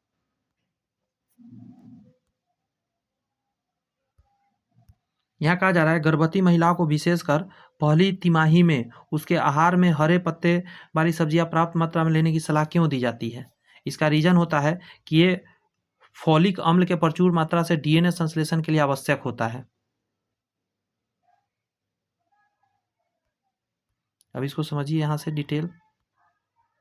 कहा जा रहा है कि गर्भवती महिला को पहली तिमाही रोजाना 400 मिलीग्राम से अधिक फॉलिक अम्ल की आवश्यकता होती है। हरी पत्तेदार सब्जियों में फॉलेट प्रचुर मात्रा में पाया जाता है, अतः यह फॉलिक अम्ल की स्रोत है। नेक्स्ट है क्वेश्चन कि प्रोगेरिया ग्रस्त लोगों को सबसे स्पष्ट प्रमुख लक्षण क्या होता है?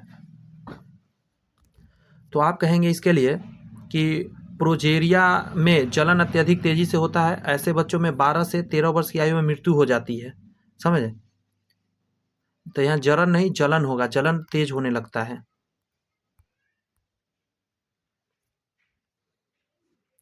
तो चलिए पादप जगत को नेक्स्ट क्लास में हम लोग स्टार्ट करेंगे। सेशन कैसा लगा है कमेंट्स में मुझे ज़रूर बताइएगा, क्योंकि ये बहुत लंबा सेशन था, बहुत सारे क्वेश्चन हम लोगों ने किया। क्वेश्चन की बात करें तो 150 क्वेश्चन का ये सेशन था और बहुत इंपॉर्टेंट क्वेश्चन सारे थे। तो चलिए चैनल सब्सक्राइब करके बेल आइकन प्रेस कर लीजिए ताकि नेक्स्ट जो वीडियो मैं अपलोड करूँ पादप जगत तो आसानी से आपको मिल सके। All the best.